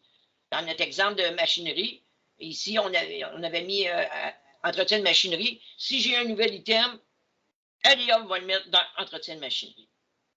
Et si je veux changer une de ces informations-là, ça va devenir un apprentissage qu'on appelle par item. Par exemple, ici, si je choisis dans ce modèle-là de vouloir changer de ce montant-là, le dernier, je l'ai mis dans entretien de tracteur. Aléop va retenir, c'est ce qu'il va retenir. Il va dire, les comptes par défaut, c'est entretien de machinerie, ça va être le compte par défaut. Et le compte par item, ça veut dire qu'à chaque fois qu'il va voir antigel vert pur, il va dire, ça va dans l'entretien du tracteur. Il va être capable de faire la distinction entre les deux. Fait qu'on va pouvoir, on va faire, à partir d'ici, ça va être des exemples. Je vais vous faire des exemples de modèles de saisie. Ça peut vous donner des idées de genre de modèle à faire ou aussi de façon d'utiliser Aléop pour chacun de ces systèmes-là. Par exemple, pour voir un peu les systèmes, par la différence entre l'apprentissage par défaut et par item, on va utiliser la facture de vétérinaire pour faire la répartition d'une facture. Ce qu'on voit, c'est que généralement, sur le document de la facture d'un vétérinaire, vous avez la première partie en haut, la partie dossier, qui vous donne les actes faits par le vétérinaire, alors que la partie d'en bas, ça va vous montrer, ça va vous donner toutes les ordonnances, les médicaments qui sont là, puis même parfois des autres éléments qui peuvent vous être facturés, qui vont être inscrits à cet endroit-là. Dans le fond, on va faire la même procédure qu'on fait pour un modèle de saisie. Okay. Fait que là, vous allez prendre tous les items, vous allez cocher tous les items pour aller dans répéter un compte. Comme il y a beaucoup plus de médicaments différents que d'actes de vétérinaire, on va mettre le compte par défaut comme étant le compte vétérinaire, puis on va le mettre dans le département de vache ou celui qu'on veut. Ici. Ensuite, lorsque on va finir l'étape de répéter un compte, tous mes comptes sont inscrits à médicaments. Là, si je veux la partie gestion, reproduction, puisqu'on voyait tantôt pose de bolus, on a vu que ça, c'était dans la partie des actes de vétérinaire. Ces trois-là, on va les changer, puis on va les envoyer dans le vétérinaire. Aléop va retenir que quand on prend le modèle de médicaments, tout va aller dans le médicament, sauf les items qu'on va lui dire que c'est des actes de vétérinaire. Fait qu'au début, vous surveillez un petit peu là, pour voir tous les actes de vétérinaire, pour bien les identifier. Puis quand vous allez avoir un petit bout de fait, Aléop va connaître tout ce qui est des actes de vétérinaire, puis il va envoyer le restant dans les médicaments. Vous pourriez avoir des items aussi que vous pourriez envoyer à d'autres places, il n'y a pas de problème non plus. L'important, c'est que Aléop, que vous lui fassiez apprendre là-dedans tous les items par défaut et qu'est-ce que vous voulez qu'il y ait comme item particulier. On va faire un autre exemple ici avec des achats de cochettes, parce qu'on est souvent toujours dans la production laitière, par tendance. Fait qu'on va regarder une facture d'achat de cochettes pour voir là, un peu comment ça peut donner. Et ici, dans ce document-là, on a une ligne qui est l'achat de cochettes, ensuite on a les vaccins dans l'achat, puis ensuite on a le transport. Fait que ce qu'on va faire, c'est qu'on va utiliser pour créer un nouveau modèle de saisie. De la même façon, ici, comme ça vient juste d'un endroit, on va prendre partenaire, puis on va enregistrer. Ensuite, dans notre modèle qu'on va prendre, on va pouvoir faire suivant. Toutes nos informations sont rentrées. On va cocher pour pouvoir utiliser le bouton « Répéter un compte ». On va inscrire comme compte par défaut achat d'animaux avec le département part. On va confirmer. Fait que toutes les lignes sont inscrites à achat d'animaux. Et ensuite, on peut faire le choix de modifier. On peut choisir que le vaccin, on va l'envoyer au compte vétérinaire. Et ensuite, que le transport, on va l'envoyer dans les frais de transport. Fait que, lors de la prochaine validation, Aléop va savoir que vous voulez répartir ce document-là de cette façon-là. Fait que vous allez le présenter, puis il va être retenu pour que vous puissiez le faire. Évidemment, il faut vous terminer votre transaction si vous voulez que le modèle soit reçu. Fait que là, vous voyez l'utilisation d'une autre facture, par exemple, il y aurait une autre facture. tout serait déjà prédéterminé. Fait que ça vous permet d'accélérer puis de votre validation, en plus d'enlever des risques d'erreur. OK, fait que, on peut modifier, parfait. Fait que là, on va voir un nouveau modèle, un autre modèle au niveau des suppléments. Par exemple, si vous voulez, vous avez des factures d'achat d'aliments, comment faire pour répartir? C'est un petit peu la même affaire. On va se faire un modèle de saisie qu'on va utiliser. Puis ensuite, vous ne saviez pas où ça s'en allait, mon petit carreau, hein? Il est parti tout à travers. Non, non, je savais où il allait. Il s'en allait sur suivant. Excusez-moi, la petite blague. Voilà, après avoir passé par le bouton répéter un compte, où ce que j'ai mis, tout a été mis dans le supplément protéique. Ici, on a mis tout dans le supplément protéique. Après ça, je peux venir lui dire dans chacun des systèmes, les moulées d'acheterie, dans quel compte ça va aller, les minéraux des veaux, le savon de laiterie, etc. On peut tout, comme ça, pré-identifier et Aléa va retenir pour chaque item différent où c'est qu'il va aller. Fait qu'après avoir, maintenant, dans le fond, ça vous permet de faire toutes vos lignes et puis de voir l'apprentissage par défaut qui est fait avec le bouton de répéter un compte. Et puis l'apprentissage par item, c'est lorsque vous le faites par un pour chacun des modèles. Fait que c'est une façon de voir là, pour mieux détailler chacune de vos transactions. Maintenant, on va voir... France. Oui. Je veux juste en profiter pour mentionner à tout le monde que, parce qu'il y a beaucoup de questions, évidemment, puis il y a beaucoup d'informations que tu nous fournis. Alors, nous, ce qu'on fait, c'est qu'on enregistre la présentation aujourd'hui et dans quelques jours, vous allez tout le monde recevoir un lien qui va vous permettre de revoir la formation. Donc, même si c'est juste des sections de la formation, vous allez pouvoir justement aller directement à la section où vous voulez réécouter. Puis ça va vous permettre de faire une révision de tout ce qu'on a appris aujourd'hui. Malheureusement, à la dernière formation, on a eu un autre petit problème, c'est que l'enregistrement n'a pas été effectué. Alors, la formation routine de travail, il y avait eu beaucoup de questions là aussi. Ce qu'on vous propose, et on va proposer à tous les clients, en fait, c'est de refaire cette formation-là. On va le refaire probablement le 9 février, donc 9 février, 13h30, pas la semaine prochaine, mais l'autre, où vous allez être informés là, par courriel comme toutes les autres formations. À ce moment-là, on va s'assurer justement que la formation sera enregistrée à ce moment-là. Et puis, vous allez recevoir le lien un peu plus tard après la formation aussi. Fait que c'est juste un petit rappel là, pour répondre à plusieurs questions de plusieurs participants. Franck, je te relance. Une cliente qui nous mentionne, puis je comprends très bien la question parce que c'est pas toujours évident, un peu discuter de voir l'avantage ou la différence entre un apprentissage de base versus l'apprentissage tantôt que tu nous as montré, entre autres, là, pour les cochettes. OK. Tu veux que je représente... Ben, je vais juste peut-être réexpliquer, grosso modo, c'est quoi la différence, en fait, là, quel est pour faire ressortir l'avantage qu'est-ce qu'on a de plus, finalement, dans le modèle cochette versus si on avait fait juste l'apprentissage de base. En réalité, comme l'apprentissage, tu comprends, dans l'entreprise. OK. En fait, ce que ça fait, je ne sais pas si je vais le retrouver, là, en tout cas, l'avantage que ça peut avoir, par exemple, ici, je vais prendre cet exemple-là ici, là. J'ai plusieurs produits sur une facture. Au lieu de devoir moi-même rentrer dans votre compte chacun des items à chaque fois, de revoir le produit puis dire, c'est bon, lui, je le mettais dans quel compte, supplément protéique, je le mettais dans quel compte. Ce que ça permet, c'est que le modèle, lui, va retenir que l'apprentissage par défaut, c'est qu'on met tout dans le supplément protéique. Si c'est nouveau, on met ça dans le supplément protéique. Mais après, ce qu'on fait, c'est qu'on va lui dire pour chacun des comptes à quel endroit que ça va.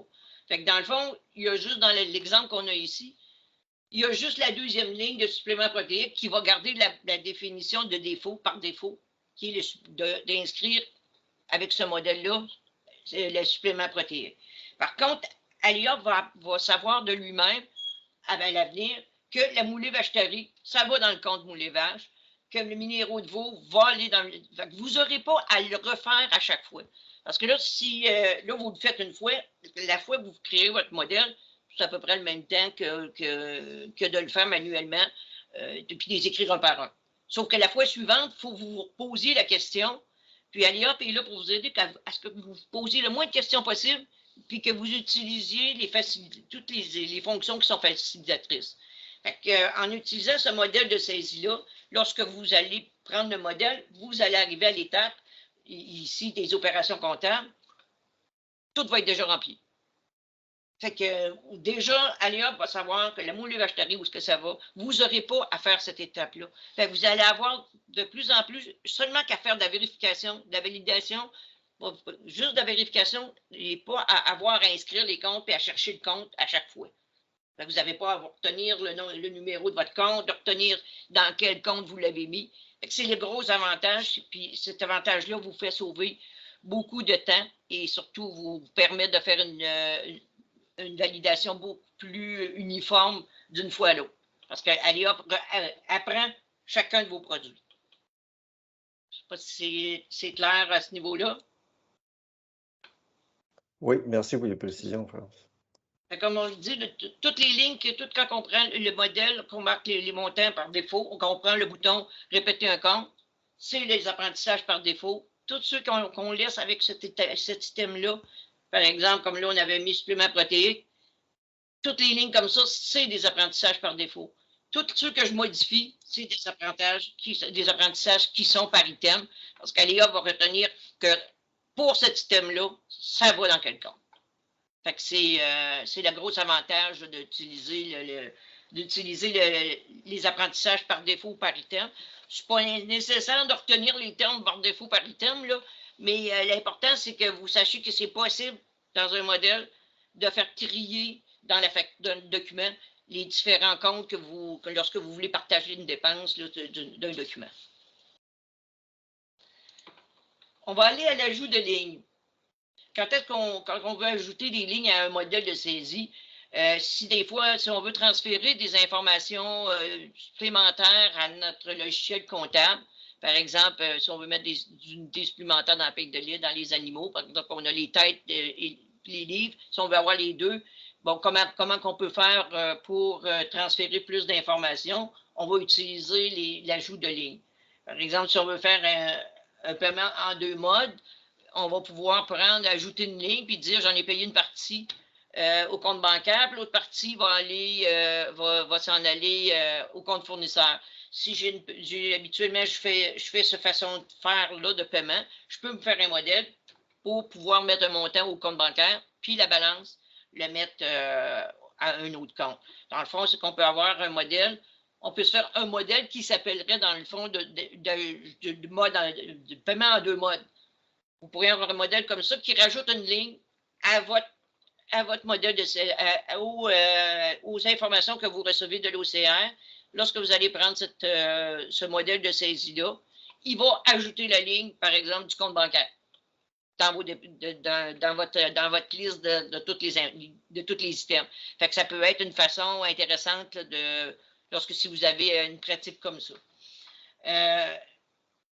Comme je dis, toutes les lignes vont se rajouter.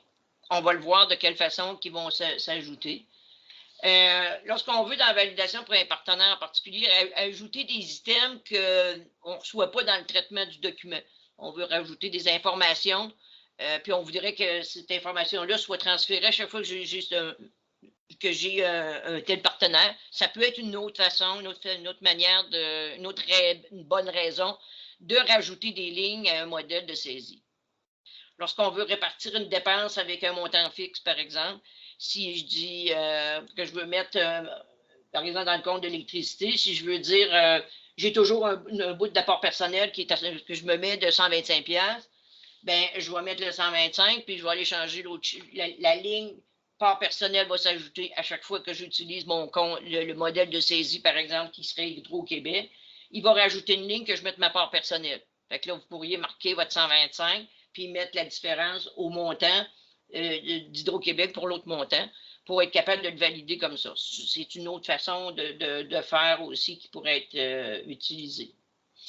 Ça peut être utilisé aussi lorsqu'on a un document par exemple, de Costco, puis chez Costco ou l'épicerie, on a juste certains items qu'on achète à ces endroits-là.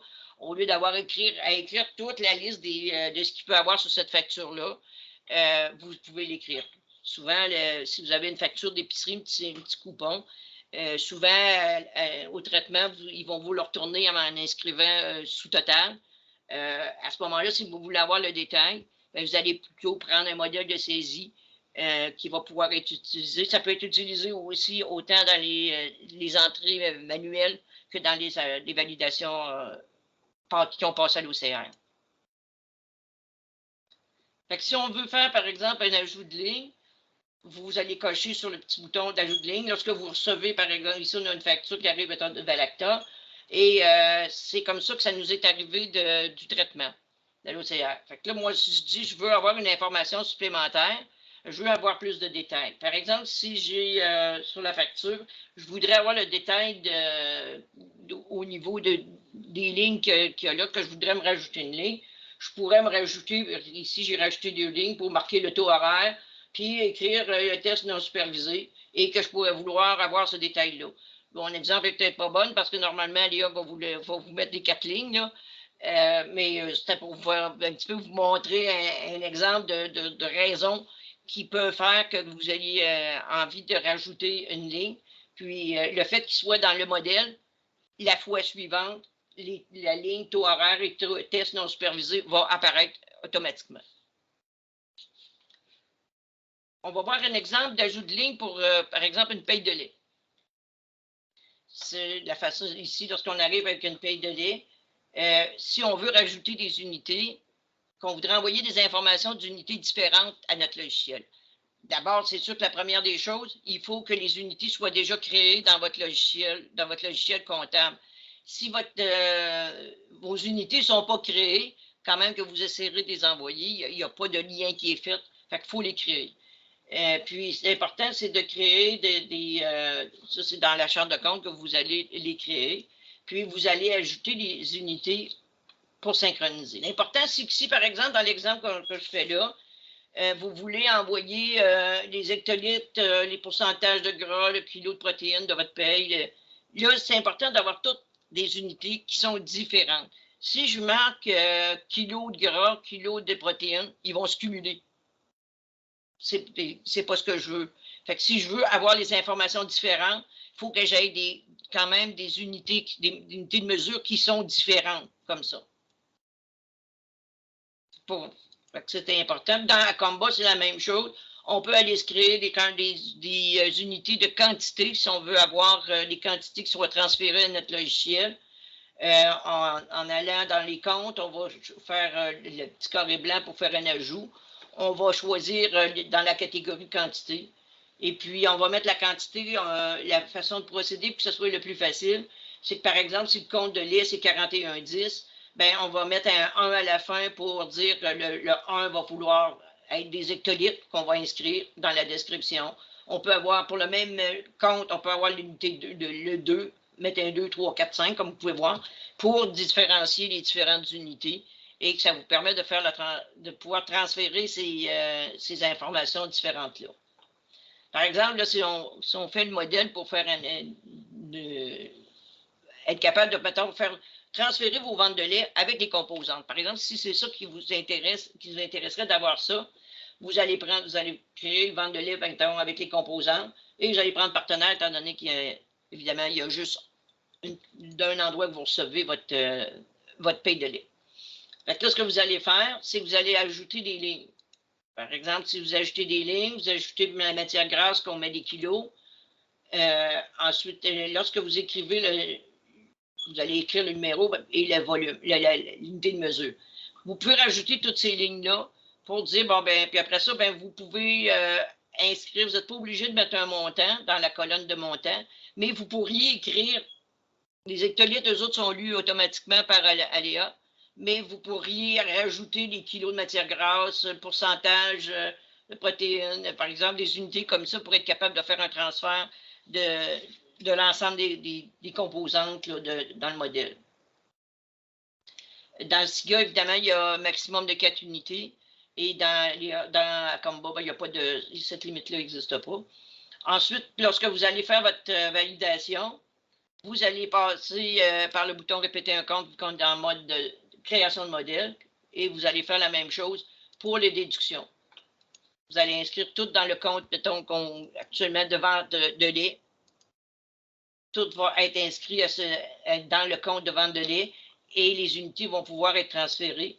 Si on fait la même chose au niveau des déductions, vous allez pouvoir les détailler en faisant des apprentissages par item, comme ici, la compte, on va la mettre directement au compte bancaire pour qu'elle soit déjà rendue à votre compte bancaire, parce qu'il ne faut pas la mettre en déduction de paye de lait, parce que si vous le mettez en déduction de paye de lait, c'est que vous avez déjà rentré l'avance. Si vous n'avez pas rentré l'avance, déjà comme montant, à ce moment-là, vous allez le mettre pour l'avance que vous la mettiez au compte bancaire. Si vous aviez déjà rentré l'avance, vous allez l'avoir rentré en mettant avance au compte bancaire, puis vente de lait. À ce moment-là, ici, vous allez diminuer votre compte de vente de lait pour équilibrer votre montant pour du mois. Fait que la fois suivante que vous allez utiliser le modèle, vous allez avoir comme ici, les lignes vont être entourées de bleu. Ça veut dire que ça, c'est des lignes que vous avez ajoutées à votre modèle de saisie. Ils vont rester là tant et aussi longtemps que vous choisissez qu'ils restent là. Quand vous allez utiliser le modèle, vous allez les avoir. Vous avez cette portion-là qui est la portion des ajouts de lignes qu'on a mis à notre modèle de saisie. Ensuite, vous allez pouvoir rentrer vos informations. Vous pourriez choisir, dans l'exemple que je vous ai mis ici, on a tout mis le montant aux ventes de lait, mais vous pourriez choisir si vous voulez avoir les composantes dans votre comptabilité, chacune des composantes, vous pourriez avoir un compte pour la vente de matières grasses, de protéines, de lactose, etc. et être capable de vous transférer dans votre comptabilité combien vous recevez pour votre prix du lait pour chacune des composantes. Donc, ça pourrait aussi être une autre option qui pourrait être faite avec ce modèle de saisie-là. Ensuite, j'ai fait un autre modèle avec les documents de vente d'animaux à l'encan, où si on veut être capable facilement de retrouver et de vendre les ventes de veaux et de vaches, qu'on veut les détailler, et aussi qu'on veut envoyer toutes les informations au niveau des unités dans notre logiciel de comptabilité. Aléop va lire les livres, mais si on veut aussi pouvoir inscrire les têtes, la façon de procéder, c'est qu'on va se créer un modèle de saisie de vente d'animaux à l'encan, ici. Puis, on va se rajouter les lignes. OK, on va rajouter les lignes de bétail et de veaux avec tête pour pouvoir inscrire le nombre de têtes à chaque fois. Ça vous permet de pouvoir les écrire à mesure, puis ils vont pouvoir être transférés. Fait que là, à ce moment-là, vous allez pouvoir inscrire le nombre de têtes. Vous l'avez en main le document. Ici, on a inscrit 2 têtes de bétail. Vous les voyez de toute façon. Chaque ligne est un animal. Fait que vous allez pouvoir les inscrire. Fait que ça va vous permettre, en faisant le bouton répéter un compte, vous allez prendre l'exemple de base de réforme. Puis, vous avez tout ici l'apprentissage qu'on appelle par défaut. On va changer les lignes de veaux pour lui mettre des ventes de veaux, qui deviennent d'apprentissage par item dans ce modèle-là. Et ensuite, vous allez pouvoir y inscrire le nombre de têtes. Avec la fois suivante que vous l'utilisez, vous allez avoir toujours vos deux lignes pour inscrire les nombres de têtes. Fait que ça va vous permettre de pouvoir remplir cette portion-là qui va toujours s'ajouter à votre écriture, à l'écriture que vous recevez du traitement. Si vous ne les utilisez pas, éliminez-les pas parce qu'ils vont disparaître du modèle. Si vous ne les utilisez pas, vous ne mettez rien. Si vous ne mettez rien, l'information des lignes vides ne sont pas transférées à votre logiciel comptable, donc ça ne fera pas une ligne supplémentaire. Il n'y a rien qui va être transféré si vous n'écrivez rien. Tandis que si vous cliquez sur la poubelle pour le supprimer, la ligne va disparaître de votre modèle. C'est utile si vous ne voulez plus avoir ces informations-là dans votre modèle, mais c'est important de savoir bien l'utiliser pour ne pas avoir à dire que j'avais ajouté mes lignes de tête puis je ne les ai plus. Ben, c'est de cette façon-là, parce que si vous avez un document juste des veaux, des ventes de veaux, puis vous éliminez les têtes de bétail, ben, la fois suivante, il n'y en aura plus cette ligne-là ne sera plus là. Une autre façon d'ici qu'on va voir pour l'ajout de ligne, par exemple, lorsqu'on a des documents d'épicerie ou de Costco, par exemple, qu'on veut se faire un modèle de saisie, un modèle de saisie pour ces genres d'endroits-là, parce que, comme vous voyez, là, souvent, ces grands slips-là, Aléa va vous écrire sous total, parce qu'on ne veut pas avoir une facture d'épicerie, puis d'avoir à détailler toute la facture pour faire en sorte que vous avez un item à l'intérieur de ce coupon de caisse-là qui va pour la ferme. Ça va embourber vos écritures dans votre comptabilité parce qu'il y aurait une ligne pour chacun. Ça ferait des écritures très longues pour rien. Fait que pour ces documents-là, on va vous envoyer sous total.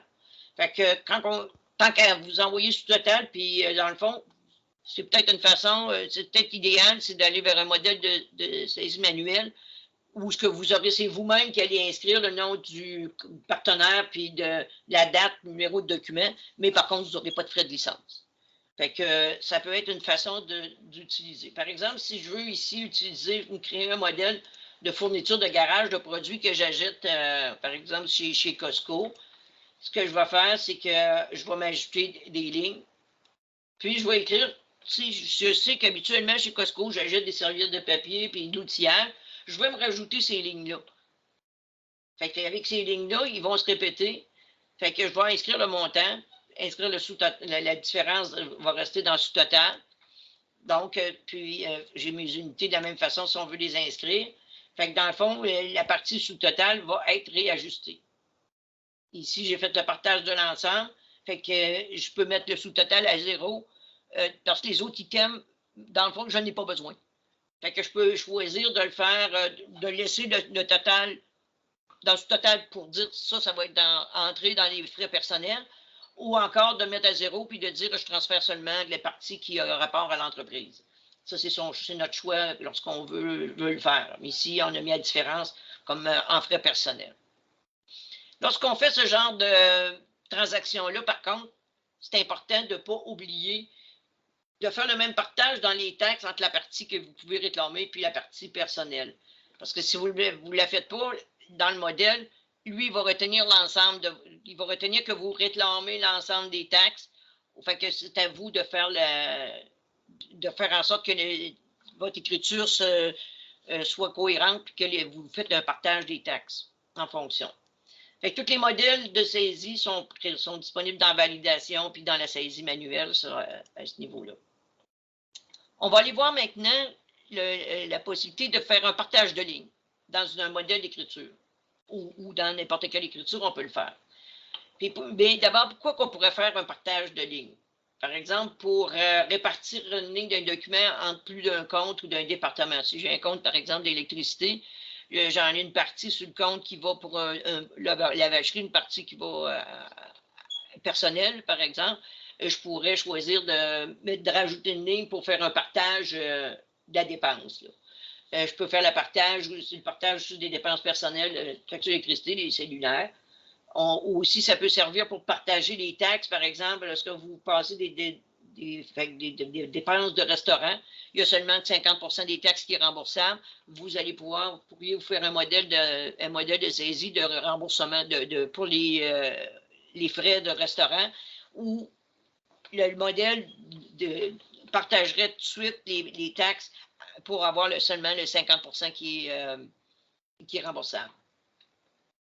Par exemple, dans l'exemple qui est ici, je pourrais choisir de prendre, j'ai pris la ligne des chaînes numéro 40. En cliquant sur le petit plus, ça va ouvrir la section pour faire le partage. Vous allez ajouter le nombre de lignes que vous avez besoin. Vous allez mettre 2 lignes parce que le partage se fait minimalement entre 2 lignes, minimalement. Vous pouvez mettre plus de lignes que ça, il n'y a pas de problème. Vous pouvez choisir de faire votre partage selon un ratio ou encore un montant d'argent.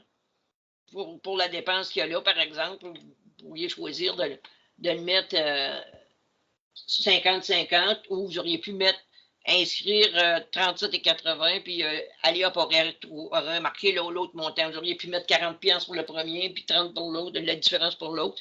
C'est comme vous voulez lorsque vous faites le modèle. Et ensuite, vous allez enregistrer ce partage de lignes qui va être retenu. Mais par contre, lorsque vous faites un partage, que vous le faites à partir d'un ratio ou d'un montant d'argent, Alliop, ce qu'il va retenir, c'est le ratio calculé. Si vous auriez mis 40 $ puis la différence à l'autre, qui aurait pu, mettons, si ça aurait fait un 63% de ratio dans le premier compte, puis la différence dans l'autre, ce qu'il va retenir, c'est le ratio. Ce n'est pas un montant fixe, c'est le ratio. Lorsque vous avez déjà utilisé, lorsque vous avez une ligne que vous avez choisi de partager, lorsque vous allez arriver la fois suivante, vous allez l'avoir avec un petit carré vert comme ça, qui vous indique que vous avez partagé cette ligne-là. Ça vous indique ça. Fait que si vous voulez voir c'est quoi le partage que vous avez fait là, vous allez faire le petit plus de l'item que vous voulez voir le partage et ça va vous montrer, ça va vous représenter le partage que vous avez fait. Puis, vous pourriez choisir de le modifier à votre guise.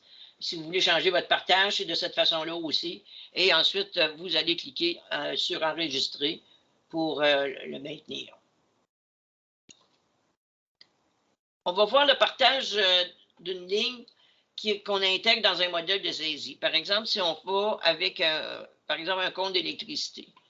C'est toutes les mêmes étapes jusqu'à faire répéter un compte. Lorsque vous allez, par exemple, pour partager un compte d'électricité, vous vous dites, je voulais partager 70% pour l'entreprise ou 30% pour personnel, vous allez pouvoir vous faire un modèle de saisie par partenaire avec ce pourcentage-là. Vous pourriez faire un autre, par exemple, un autre hydro que 100%, vous avez un autre compte qui va 100% à la ferme.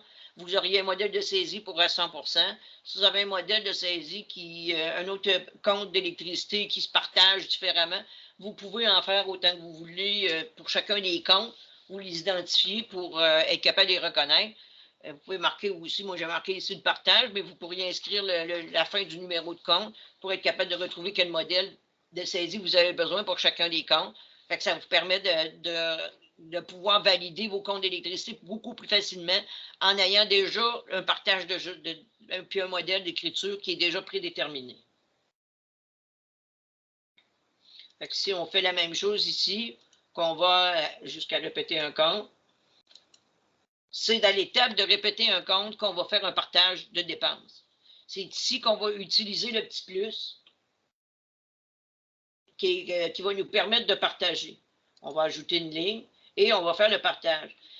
En faisant dans le bouton « Répéter un compte », ça va vous permettre de faire le partage pour chacune des lignes de transaction. Tantôt, ce qu'on a fait, c'est qu'on a fait un partage pour une ligne parmi les autres.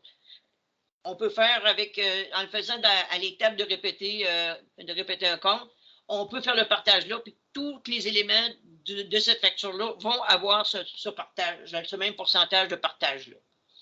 Fait qu'ici, si je mets, par exemple, 70% d'électricité, 30% de retrait pour les retraits, que j'enregistre ça, à ce moment-là, le partage va être là tout le temps. Si jamais j'ai sur le compte d'électricité, il rajoute une ligne pour ajustement, par exemple, elle va être partagée de la même façon. Chacune des lignes va être partagée de la même façon. Fait ensuite, lorsqu'on est enregistré, qu'on va confirmer, évidemment, il ne faut pas oublier d'aller faire la même répartition pour les taxes.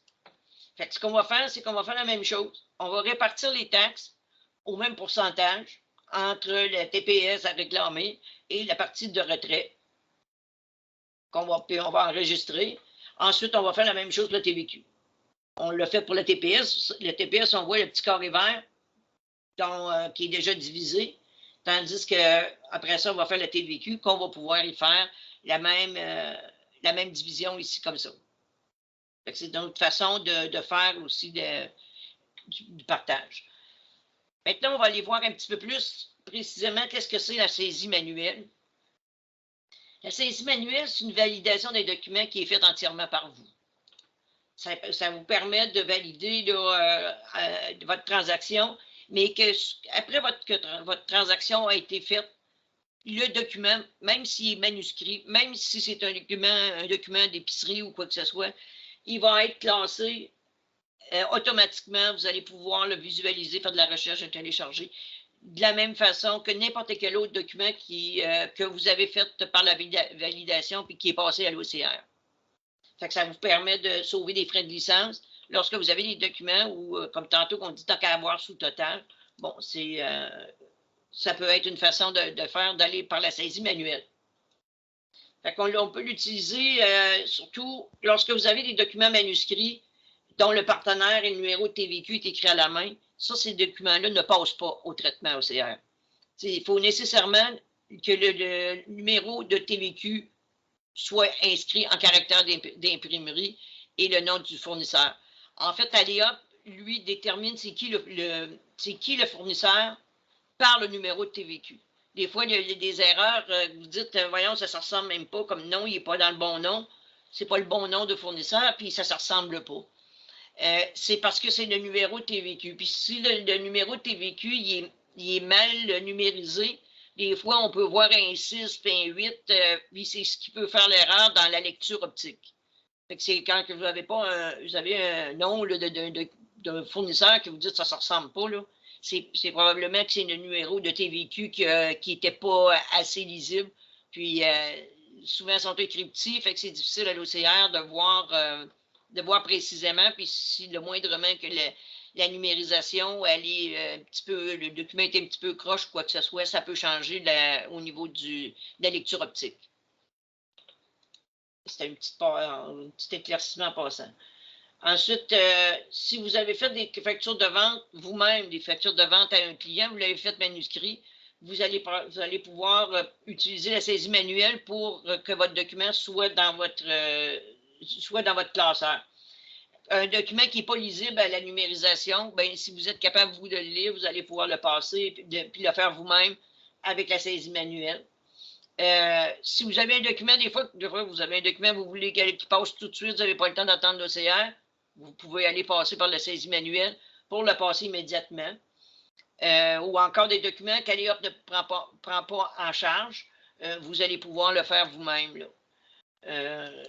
Aussi, si vous voulez préidentifier des produits à inscrire, si par exemple vous faites des factures, puis vous avez un certain nombre d'items que vous voulez inscrire, vous pourriez aller les pré-inscrire et vous faire un propre modèle pour être capable de transférer les bonnes informations, surtout quand vous avez un document qui ne donne pas toutes les informations nécessaires. Parce que si Aléop n'a pas toutes les informations nécessaires, du nom du partenaire, le numéro, la date, etc., les taxes, il faut avoir les taxes, il faut avoir le solde.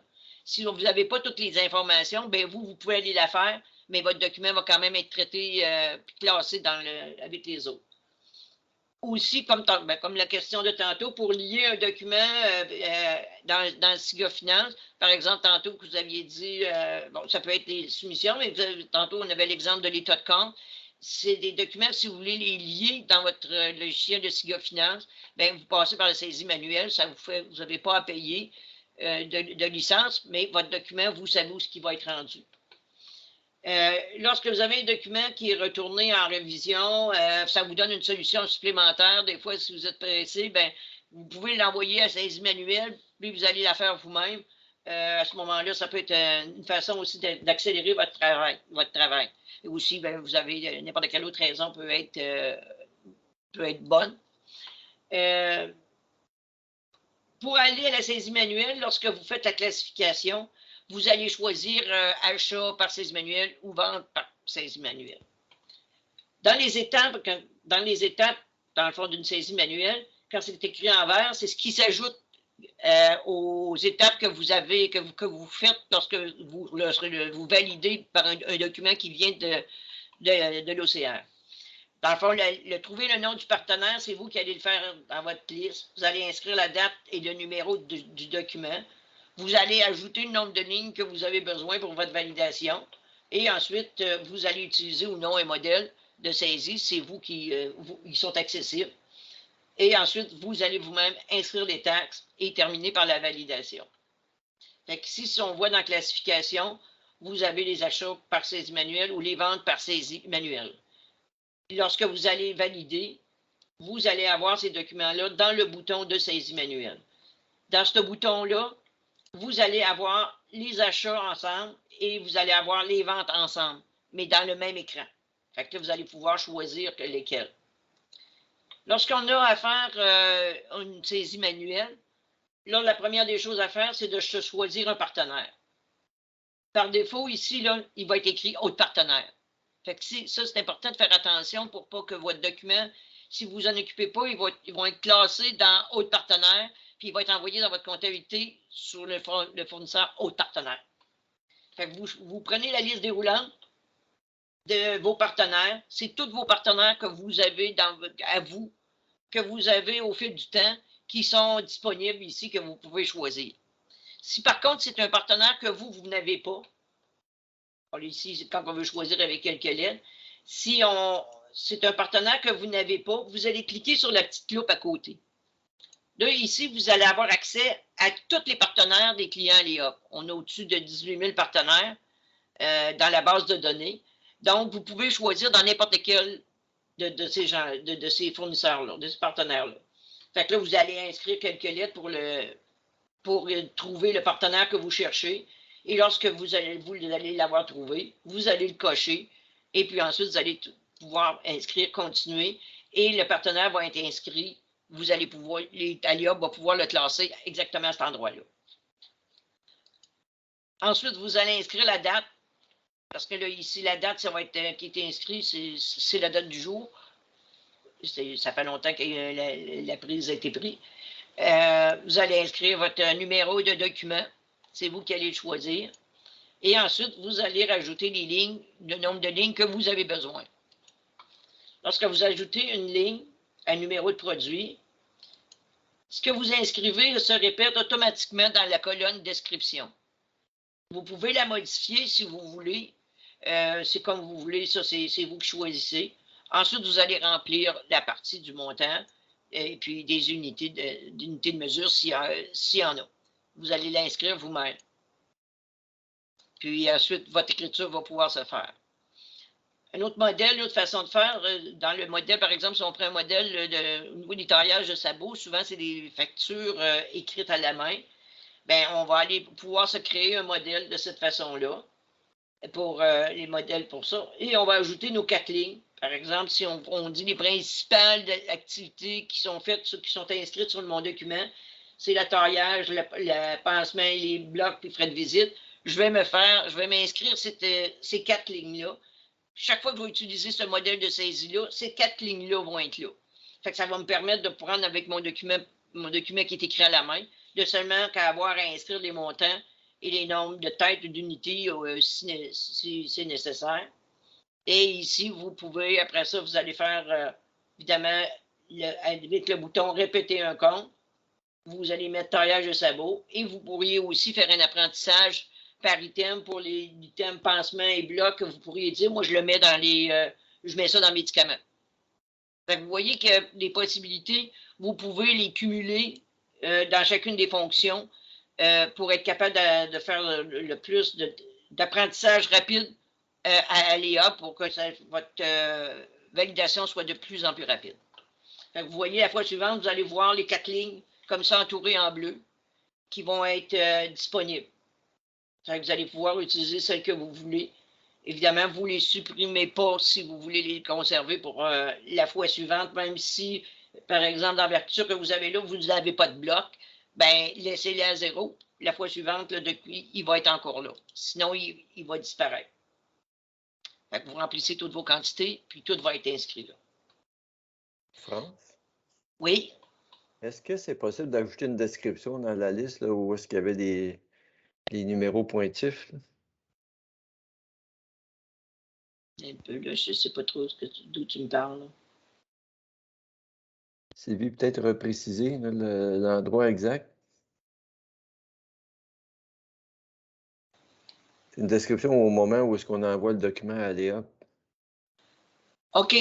Lorsque vous envoyez le document à l'EOP, si vous l'envoyez au traitement, le traitement OCR, lui, ce qu'il va faire, c'est qu'il va renommer le document avec le numéro du document. Fait que quand ils sont classés, quand ils sont dans votre classeur, dans la partie comptabilité, où c'est Aliop qui classe tous les documents, lui, il va mettre le nom vraiment du numéro de la facture, du document. Si vous l'avez modifié, vous allez la perdre, cette modification-là. Par contre, si vous envoyez un document à saisie manuelle, là, le document va garder le nom que vous modifiez. Si vous envoyez le document au classeur, vous allez le modifier, puis c'est le nom que vous allez mettre lorsque vous faites la classification qui va se transférer. Comme quand vous êtes dans le classeur, vous pouvez modifier le nom de tous les documents.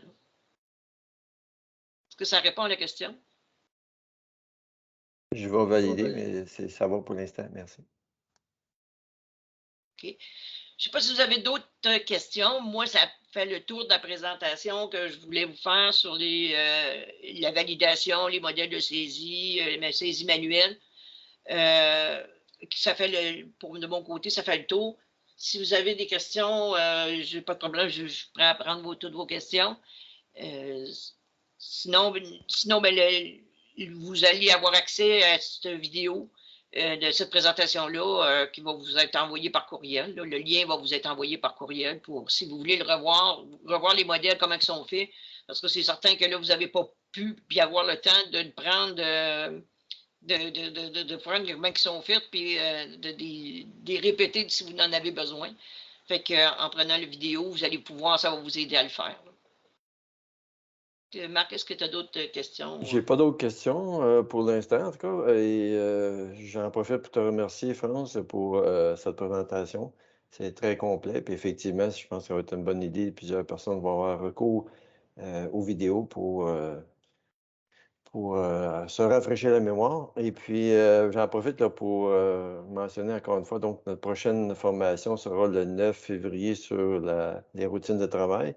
Et je crois que ça va aller juste quelques jours après cette formation-là que nous allons envoyer là, un nouveau lien à tous les clients. En fait, un nouveau lien pour chacune des formations. On va l'envoyer à tous les clients. Donc, même si jamais vous n'êtes pas disponible pour suivre la formation en ligne, vous allez quand même recevoir le courriel pour vous permettre de suivre des formations là, en ligne de votre côté. Aussi, pour ajouter, Marc, lorsque vous allez recevoir le courriel pour les liens des vidéos, vous allez recevoir aussi les liens pour pouvoir télécharger les documents qui, au cours des webinaires, lorsqu'il y a eu des documents que vous nous avez demandé, ça vous a été envoyé l'autre fois avec les liens, mais ce n'est pas tout le monde qui a réalisé la façon que c'était fait là, pour retrouver ces documents-là. Vous l'aviez reçu dans le courriel juste avant les fêtes. Là. Mais on va vous retourner avec tous les documents que vous nous aviez demandé. Là, ils vont être inclus, les liens pour avoir ces documents-là vont aussi être inclus à l'intérieur de ce courriel-là. Aussi, Marc, je te remercie de m'aider comme de cette façon-là, de faire le suivi au niveau de tous les clients. Puis surtout que je vous remercie tout le monde au niveau de venir à nos webinaires, d'y participer, de poser des questions. C'est intéressant pour nous de voir que quand vous avez de l'intérêt puis qu'on peut répondre à vos questions. Fait que gênez-vous pas, si vous avez des questions, vous pouvez aussi nous les envoyer par courriel puis on va vous répondre. Donc, justement, juste avant de quitter, Aline a une question. Donc, Aline, tu peux ouvrir ton micro pour poser la question. Bien, c'est ça. Moi, j'avais juste une petite observation. Quelqu'un l'avait souligné aussi tantôt, je l'ai vu passer dans la conversation. Excusez, je vais baisser mon micro. Je n'avais pas baissé mon micro. Oui. Bon, quand que c'est ça, j'ai vu passer cette observation. Je suis correct? M'entendez-vous? Oui, on t'entend très bien. Bon, c'est ça. J'ai vu passer l'information tantôt. Ce serait bien, c'est ça. Ben, je crois que tu viens de le dire, qu'on va recevoir la formation et le lien du PowerPoint parce que des fois, si tu cherches quelque chose dans le PowerPoint, c'est plus facile que de tout écouter la présentation au complet, là. OK. Les PowerPoint ne sont pas faits vraiment, je dirais, publics, là. C'est mes notes personnelles, c'est mes affaires. J'ai pas de problème à à vous donner les liens pour les utiliser, mais il faut que vous compreniez que c'est pas des documents Officiel, là. officiels, là, je veux être clair là-dessus, là. Mais sinon, j'ai pas de problème avec ça, là. Parce que quand j'ai pris des notes à certains endroits, puis j'ai écrit c'est à quelle référence de numéro de page avec le PowerPoint. Fait que c'est plus facile peut-être d'aller voir sur le PowerPoint pour aller voir, mettons, à page 48, ma note, OK. là, que de réécouter le PowerPoint, de réécouter l'enregistrement, parce que l'enregistrement, c'est peut-être à 1h22, mais là, moi, à 1h22, je n'ai pas noté la date de l'enregistrement, là. OK, parfait. Fait qu'on en prend note. Puis là, c'est ça, moi je vais les recevoir, mais j'en ai jamais reçu aucun PowerPoint, là. Même si on dit à chaque fois qu'on va la recevoir, je sais pas si c'est parce que personne ne les a eus ou si quelqu'un en a eu, mais en tout cas, moi, j'en ai jamais eu, là. Avant les fêtes, les 3 qui ont eu lieu avant les fêtes, ils ont été envoyés. Là, après fête, il y a celui de la routine de travail, celui-là, effectivement, il y a celui-là que vous n'avez pas reçu parce que je ne l'ai pas Ouais. fait. J'ai brouillé. Je ne sais Mais pas moi, pourquoi. j'en ai jamais reçu un, moi. Jamais, jamais, jamais, jamais, aucun. Pouvez-vous donner votre adresse courriel à Marc? On va vous l'envoyer, celui-là. Oui, parfait, merci. On va vous Il faut dire qu'il y a des fois que c'était pas toujours évident là, dans nos courriels. Là. On va essayer de donner plus de clarté là-dessus. Là. Je sais qu'il y en a un qui était dans le temps des fêtes. Justement, on parlait de cadeaux de la nouvelle année, quelque chose comme ça. Là. C'était là-dedans qu'il y avait des liens. Je sais qu'à la dernière formation, j'ai retourné certains courriels à quelques clients, puis là, c'est là que les clients m'ont mentionné qu'ils l'avaient déjà effectivement reçu. Je ne l'avais pas toujours remarqué.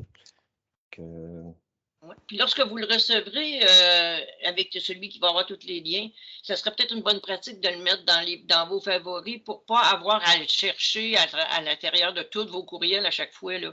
Parce qu'on vient, on ne s'en rappelle plus quand est-ce que c'est arrivé. Fait que si vous le mettez dans vos favoris, vous allez avoir les liens en attendant qu'on puisse vous les fournir autrement, là. Vous allez pouvoir mettre ce courriel-là qui va avoir tous les liens ensemble, là.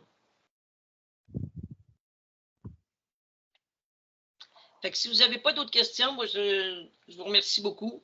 C'était le dernier webinaire de notre série, sauf celui sur la routine de travail qu'on va reprendre là, le 9 février, étant donné qu'on n'a pas l'enregistrement.